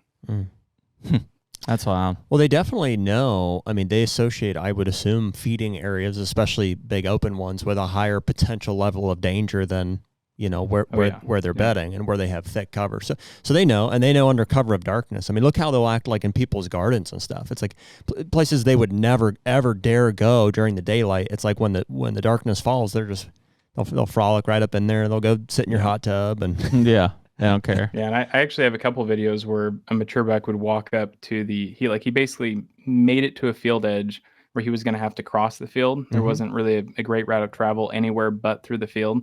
And he kind of walks up to the edge of it. I've recorded it 3 times where he walks up to the edge of it, his same buck, and he kind of stops back on the wood edge, and he kind of peeks around and he sits there and he licks his nose a lot, and he's pulling scent as much as he can. And then he just darts across the field. And I think that goes back to, I saw that in Bambi. Hunting kind of like in the peak rut time frame where you're kind of hunting in an open field situation, maybe on the ground or something. And I just have vivid memories in my mind of seeing all of a sudden a mature buck, like you could kind of see him back in the woods, kind of making his trek towards the field edge. And then once he made it to it, it was as if he just darted across the field. Get across as fast as he can. Yeah, pretty interesting. The HUNTR Podcast is brought to you by Beast Broadheads. Dude, Beast Broadheads. Man, we've been advocating for and shooting expandable, especially big expandable broadheads for years and years now. And it just seems like they keep making them better and better. And ultimately, with the relationship we've forged with the Beaumarts this past year, we're just super excited to be shooting the Beast Broadheads this year. I mean, this broadhead it's the world's sharpest expandable broadhead out there. It has best penetration, and it's got bone avoiding technology. Ultimately, we want to create the most trauma possible on a deer when we release an arrow. The Beast Broadhead does that for us every time. So right now you can use code HUNTR, HUNTR, for a discount on anything on the Beast website. So definitely go check out beastbroadheads.com. Dude, I observed with my own eyes in North Dakota last week. We set up on an observation set. It was really cool. We could see this block of timber where, most likely all the deer were at. I don't know how big it was exactly, but not a small block of timber. And then on the far other end of like the landscape, you could see this big bean field or alfalfa field that we knew that they were kind of ending up at. And I didn't expect any of them to necessarily make it out to this, big food source before dark, but you could see the whole thing. So between, you had the big block of timber, there's a big chunk of CRP, and then there would be a big dense, it was corn, so it was really insulating everything that was behind it from, the big food source there. And we saw, mid-evening, maybe an hour and a half before dark, you start to see does and small bucks trickle out of that timber and into the CRP. And they felt they were protected by this corn here. And so they felt safe, I think, to browse around there for a while and stuff. And in the last, I want to say 20 to 25 minutes of daylight or shooting light, we saw a mature buck, at least a 6 or 7 year old, mid-60s type deer, step up to the edge of that timber and stand there and do exactly what you said there as far as licking his nose. And he stood there for 30 minutes, like essentially in one spot. Maybe at one point he took 2 steps to the left and then would look back. And he stood there forever. Never came out of there in daylight. He was just observing the whole situation. He knows that beyond that, that's kind of the edge of his periphery where he can go safely in daylight. And I'm sure that once darkness fell, he worked across that CRP and through the corn and. I've actually seen that a lot on the ag lands that I've studied, where kind of, like even in the early season, I've seen it some, but nowhere near as much. Like I'm talking like right now, I've seen it where a mature buck will, especially if it's getting pressured, he'll kind of stay off in the wood edge and he won't actually come out into the beans or something. Yeah. But especially once you make it into season where you'll have like 30, 40 deer, primarily does and younger bucks already out feeding. And then with the drone, you're kind of tracking a mature buck and he makes it to that field edge. And just like you said, he just kind of hangs out there for like 30, 45 minutes. And in a lot of cases, what I was seeing is he would kind of circle back off of that location and just bed right down, right on the wood edge. Yep. No, not 5 to 15 yards right off the wood edge. For sure. And he would just wait. And then as soon as kind of darkness settled in, then he would move in and feed it. And sometimes it took 30 minutes. Sometimes it took an hour and a half before he would decide to move in. Yeah. But yeah, that exact thing. Did you ever see Bill Winke's hunt for that like management smaller buck that he called Curly? Yeah, I remember that. You ever see that one? I've watched it. Yeah. I don't remember every detail, but I've watched it. So for the listeners, like he what he did was he set up in this little alcove at the back of an ag field, and he'd planted a clover plot in it. And behind the clover plot was a big, bedding knob. That's where he felt like the deer were coming from. And he sat right on it. And this deer, Curly, I don't know, it was a 4+ year old, mature buck type thing, like not a high scoring deer, but it was one that he was after, one of 3, I think. And the deer came out of that thicket and just walked out into this like little clover. If it was a 16th of an acre, maybe I'm oversizing it. And he came right out to it, kind of to the base of Bill's tree, and bedded down, just like you're saying there. Like he got to a point where he could kind of see around the corner. He was at a place where he felt like he could smell and observe the feeding area ahead of him, and he just plopped right down there, right in front of Bill's stand, which obviously created an interesting hunting dynamic. Eventually the deer, I think, caught his wind swirling back there a little. It stood up and it shot him. But I think that happens a lot. They get right to the edge of like where they think they can start to pick up a scent, or maybe they can just see out into where they're wanting to head next, and they'll bed there probably until dark or pretty close to it. Yeah, that's what I was seeing primarily with the mainframe 10, the winter deer. I think I'd even included a shot where it was a top down and it was a wide shot, and you could see that he was just bedded right outside the edge of the field, kind of in that staging area. And I saw that time and time again. And I would like to think that I'm still going to continue to see that going into this season with the drought, and they're going to probably have to be hitting those food sources a lot more frequently, like a food plot, a man-made situation. And I still think that they're going to be hanging out in staging areas far more frequently than people think. I honestly think that I think people are way off with September and October, like their evening sits. I think, we see these deer, or we get pictures of them on these field edges and stuff. And so we think that that's like your best bet. But I think more often than not, like you're not even close. I think in fact, it's worst case scenario. It's like if they do get to you on that field edge, it's past shooting light, and now you have to get down. There's no way. Yeah, you better have somebody come pick you up. So you're not going to have a lot of opportunities to do it, but I think if you feel like you know where he's coming from and you have a good game plan to access that, you need to go in for the kill like the first or second night, and then if it doesn't work, it's like pull out and regroup. 100% agree with that. Yeah. And especially in like an ag land setting where they're going to even be delayed further, and they have a buffer of like 50 to 100 deer kind of in between them and you at that point. Then you have to find a way not only to intercept him, but you have to find a way to intercept him without making enough of a disruption and bumping all of those other deer that are bedding in that area. And I think that's where early season ag land hunting actually becomes quite a bit more difficult than early season hill country hunting in that scenario. Yeah. I know in one of the videos, Derrick, you talked about seeing some of these mature bucks not using leeward ridges and being in the kind of terrain you're in. I find that fairly surprising. Do you think that is primarily them using vision more than we give them credit for, or is there anything that you can tie that to? Yeah, I think vision could be a little bit of the play in that, because a lot of the timber that I was researching, even on not the main property, it was extremely mature timber. And whenever you get into a little bit in the later season, they can see hundreds of yards to the timber, and it makes hunting those situations a lot more difficult. Like if you want to be a Zach Fehrenbaugh in that setting and go and hunt on the ground, good luck, because I mean they can see you from a mile away. Right. So you're not in a good setting. But I think I don't know, every time I would see one on the leeward side of the ridge, then I would document it and I would start feeling good about myself. It's like, okay, that's cool. Like I'm getting more points towards that direction. And then all of a sudden I would go out and I would fly, and it's a 25 mile per hour north wind, and it's spitting ice out, and the buck is bedded on the windward side of the ridge facing the storm, and he's just getting hammered with ice. And as soon as I see that, and it's just like, I'm just going to take all of this information that I have and throw it out the window, because like, why are you doing that? And if anyone can explain that to me, that would be great. Yeah. But I have no idea why he was doing that. And in the end, I just seen consistently where deer were bedding on windward side of the ridges, or they weren't actually leeward, they're just kind of off to the side, and it wasn't a leeward type of advantage situation. And it made it to where it was so confusing that I just can't say for sure that I'm seeing deer bed on the leeward side of the ridge. And I think the reason why, this is kind of my theory, is because thermals are king in a whitetails world. Yep. I think wind is nowhere near as important until wind becomes volatile to where it's 8, 10, 15 miles per hour plus. I think thermals is their number one thing that especially a mature buck is utilizing to his advantage, and that's going to play into where he's bedding. That's also going to play into how he's traveling the terrain. Yeah. So in that case, you're saying that he's relying on that thermal carrying of the scent and being able to monitor things more than just he's got a steady 4 to 7 mile an hour wind blowing in his face.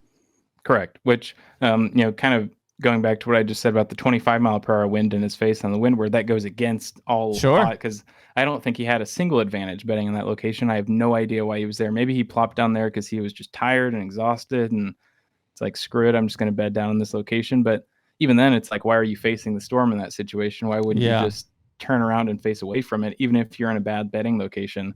But I think that also where I've seen thermals are kind of number one potentially over wind is whenever I would see deer get up and move off of a wind shift. And a lot of times, initially, especially going into it, whenever I would see a deer move, which was very consistently, by the way, especially mature bucks, move whenever the wind was shifting and making a dramatic shift, not like a southwest to a west, but like a south wind all the way to a north wind. Yeah, pretty much guarantee they're going to do something. And from what I could see, a lot of times they weren't really repositioning themselves for a better bedding location off of the wind. I think they're repositioning themselves because they know where they want to be in the evening, and they're relocating so that way they have an advantage for whenever they get up out of their bed and they move in the evening. Because in some situations, I would, like, say this one buck I had, he would bed on a thermal hub on kind of the south facing slope of this thermal hub every single day. It didn't matter on the wind. Okay. And if he had a south wind on going into the evening, oftentimes he would travel kind of to the southeast in this scenario and kind of move around this feeding source and hit staging areas and whatnot almost every time. But on the one day that I recorded him, actually 2 times, where the wind wrapped from a south wind to a north wind, and he was in this bedding location, which at that point would have put him on the leeward side of the ridge with a cold front moving in. So he would have been at an advantage in a bedding location. He decided to get up and move 750 to 1,000 yards both times and reposition himself completely. And I can't piece that to the fact that he's repositioning because of his bedding location. I think he's doing it because he knew where he wanted to be that evening. And now that north wind isn't going to work like the south wind had worked for it prior. So he relocates based off of that. So he almost is trying to figure out in advance, like, hey, I'm going to be more vulnerable if I stay here to move to that this evening. If I reposition now, I'm going to be in a much better place to approach that in the evening. Yeah. And I think it's because where he's approaching it from, and wind plays a correlation to it a little bit, but where he ends up approaching that feeding source from or kind of staging in an area or whatever, he has a thermal advantage in that area. Whereas he wouldn't have that same situation if you had north wind pounding the north side of that ridge, kind of heading down to the south in that situation. So I guess I think I know the answer to the question, but you are seeing these mature bucks move with a wind advantage. So when they are moving, the wind is either in their face or flanking them from one side or the other. Yeah, not very often. No. Oh no.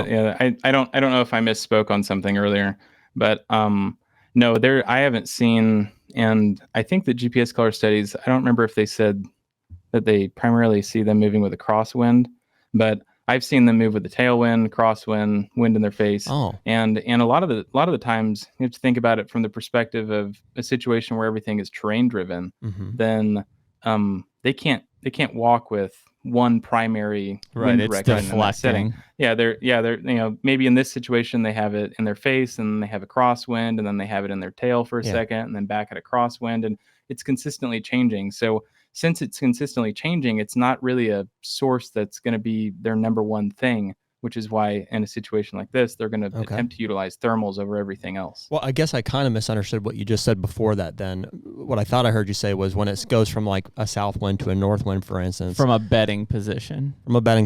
They would get up and move, but then you said not necessarily for a bedding advantage, but so that they could move to their evening location with a wind advantage. Yeah.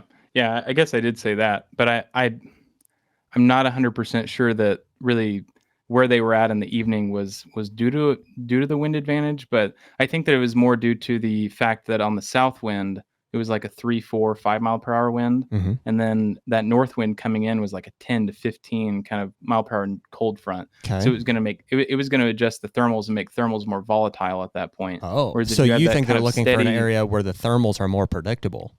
Correct. Not necessarily because it gives them a prevailing wind advantage. Yeah. And I think if they can get the prevailing wind advantage, they're going to take it, obviously. Like I'm not eliminating wind completely. Sure.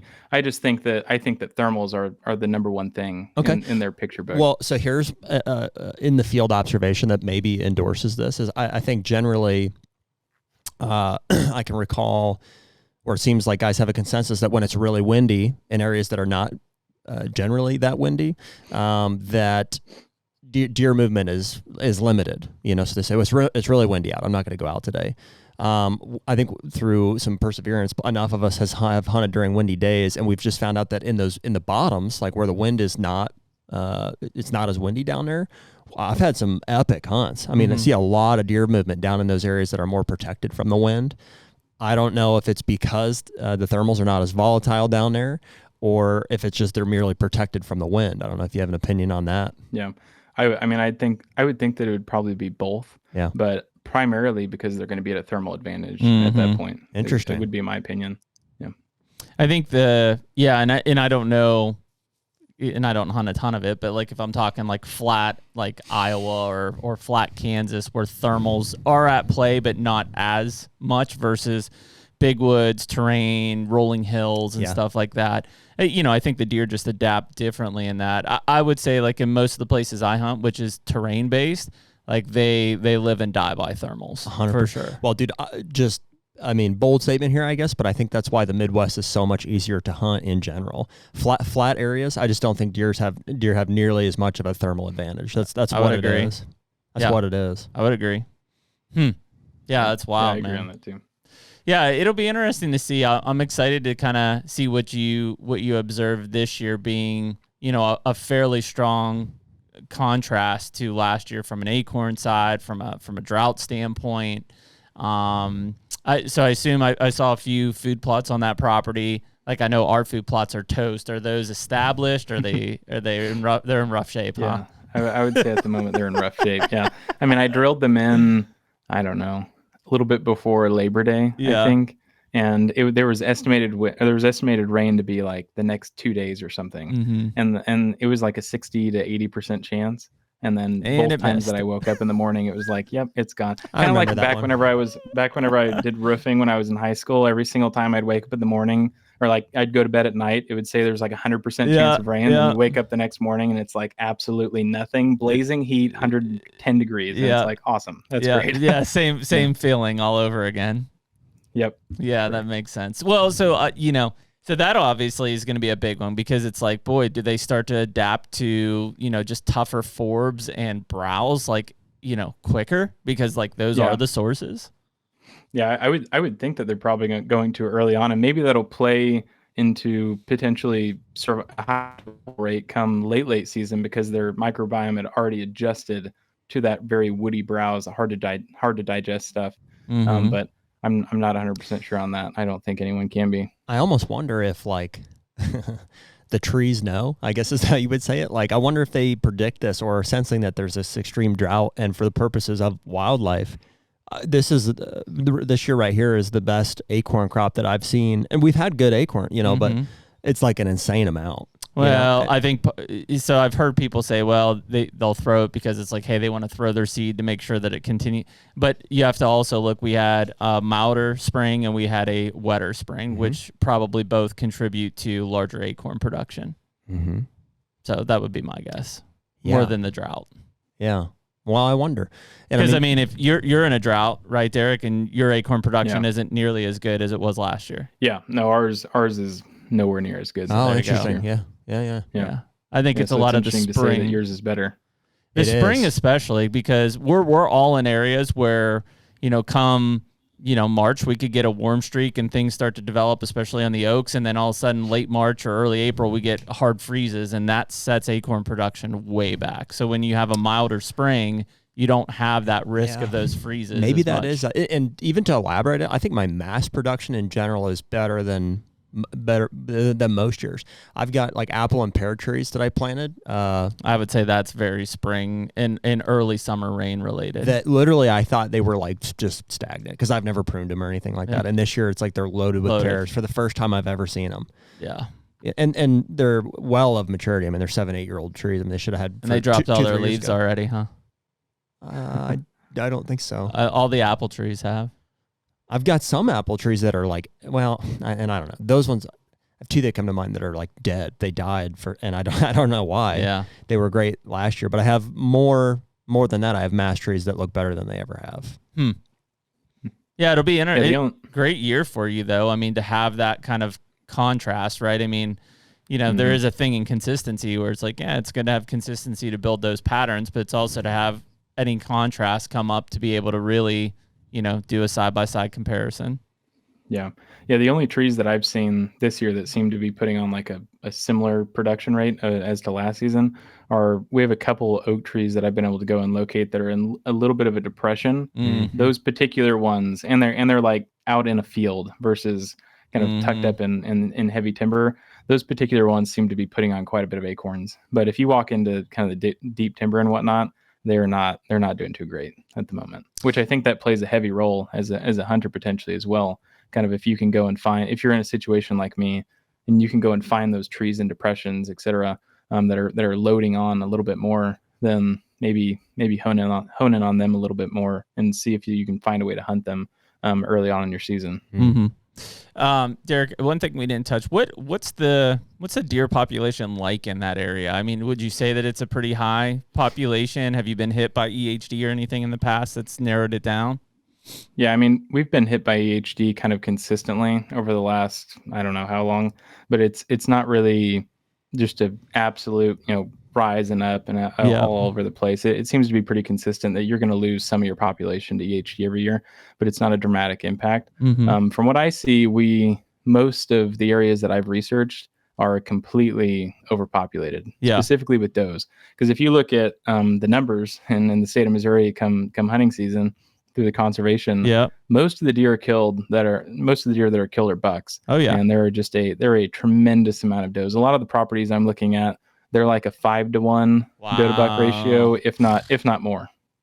That's crazy, man. No, it's not. I mean, we talk about the downfall of EHD. At the same time, it's like nobody's killing does. So, like, I mean, that's at least setting that back a little bit if there's a bright side to it. And it needs to happen, from just a pure population standpoint, but even from just especially when we start talking about rut hunting. I mean, when you've got a 5-to-1, doe to buck ratio, it's just those bucks roll over and the next doe's right there for them. Like, they don't have to work that hard to find them. Mm-hmm. Yeah, absolutely not. Yeah, Derrick, what is this coming season looking like for you? Are you plans to be certain number of days in the field? Are you going to be mainly on those same farms, or you mentioned a few other places? Yeah, I think early on I'm going to be on the main farms, and I might actually go hunting myself a little bit, like on public land, maybe in different states, because I'd like to shoot something with my bow again. But beyond that, I'm going to be primarily focusing on research, and then I have some topics that are going to be a lot more driven towards like individual studies versus just a broad, here's what mature bucks did, and recording all of that data. I'm going to really focus on some specific things. And then I have some in the later season, I have some larger projects that are going to take place a little bit south, kind of in Mississippi and Alabama and those states, just because their rut kind of enters a little bit later, and I can kind of go and refocus into a different area.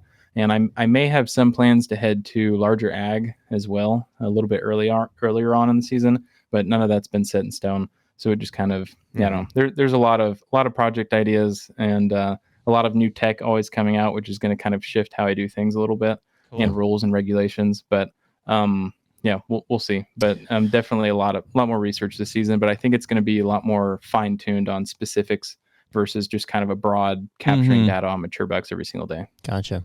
What is the channel going to look like for the next couple of months? Is there a posting frequency that people can expect, or? Yeah, no, I'm going to be trying to do once every 2 weeks, so bi-weekly. Since the last video I put out, I think it's going to be about a month since I put out another one. That's because I've done like 30 podcasts. So that's a lot. I kind of like reshifted that focus to where, here's a couple videos that are awesome. Here's a bunch of podcasts. That way everybody can kind of know me. Yeah. And I'm going to get back into making videos come season. And I have a general layout, but things are always shifting in my mind and the way that I process things. So I'm not 100% on the types of videos that are going to come out throughout that time frame. But I'm definitely going to be posting once every 2 weeks. Cool. Right on. Well, we'll be looking forward to it, man. I think of all the ones that have come out here in the past couple of years. It's one of the ones that was the most sent to me by friends, and it's funny when you drop your first video, like by the 8th person that sent it to me, I'm like, I've seen it. It's cool. Yeah. It's awesome. No, that's awesome. It's really cool, man. I mean, I think that we talked about this pre-podcast, like you get lumped in with the just drone crowd. And of course there are people that abuse the drones, right? But from purely an observational standpoint and being able to take that and I think you've done a really good job of being able to process that into layman's terms for people to understand and follow.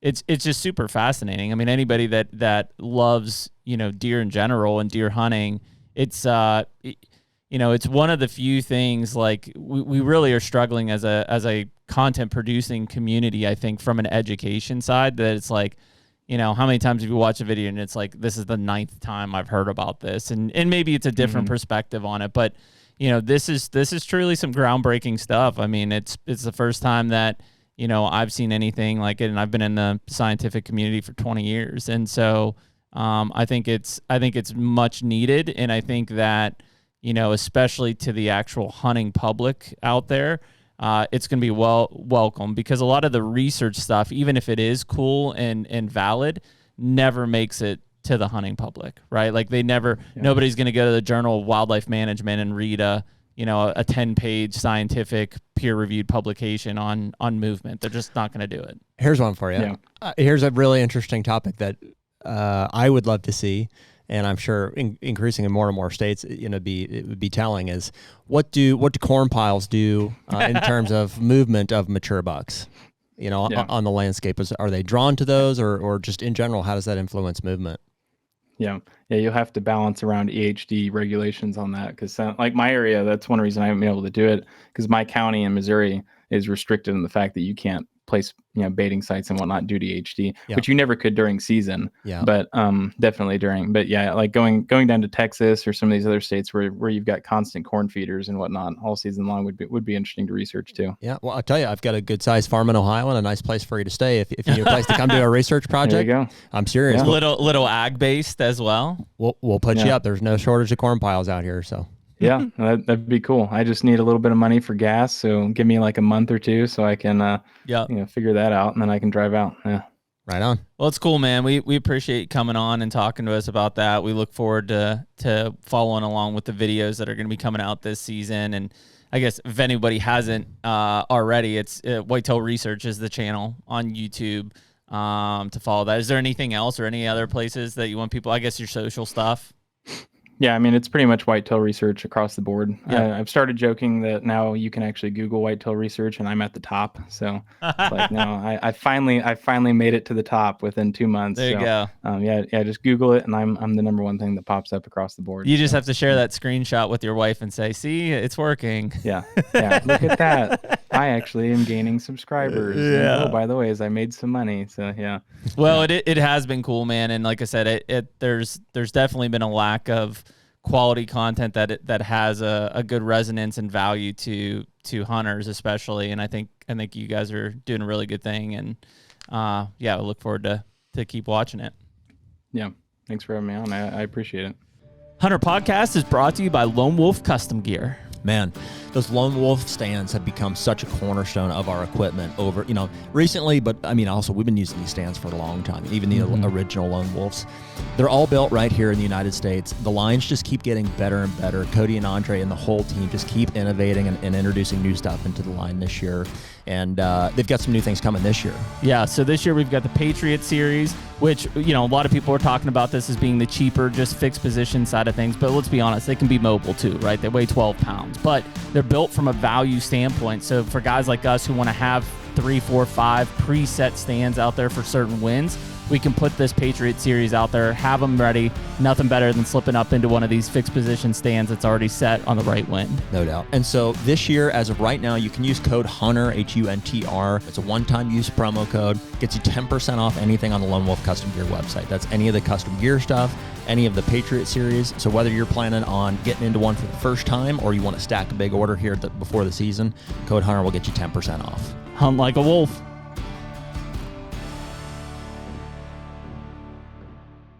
That was awesome. Yeah, it's cool. I mean, if you haven't watched Derrick's videos on Whitetail Research, I think they're like 20 some minutes long each, and but really cool topics and some good, just some really good observational data that you can probably put to use in a lot of your own situations. Especially if you're hunting big wood stuff. Yeah, well, it's just, more and more we see what they do, and it's like, even from our conversation today, I don't know if there was any like, hey, they definitely don't do, other than, well, see, and this was interesting too. So to contrast that conversation we recently had with Jack Houston, he's like, oh yeah, they're all bedding on Leeward sides. Like, that's definitely what you see. Mm-hmm. And they're not. Well, contrasting with what he's saying is he's saying he's not seeing that necessarily. I would say a lot of that is probably where Jack is surveying versus where he's at. I think the greater the terrain, the more the Leeward plays into it. Well, I would say that's the opposite, because isn't he doing a lot more terrain than Jack is? Well, but I'm saying that from a thermal side. Mm-hmm. Like, the greater the terrain, the more the thermals are playing into it. Yep. Then in the lesser terrain where Jack is, I bet thermals are important, but wind is probably king. I see. Thus the Leeward side of it coming down over and then using those thermals to create those wind tunnels and stuff.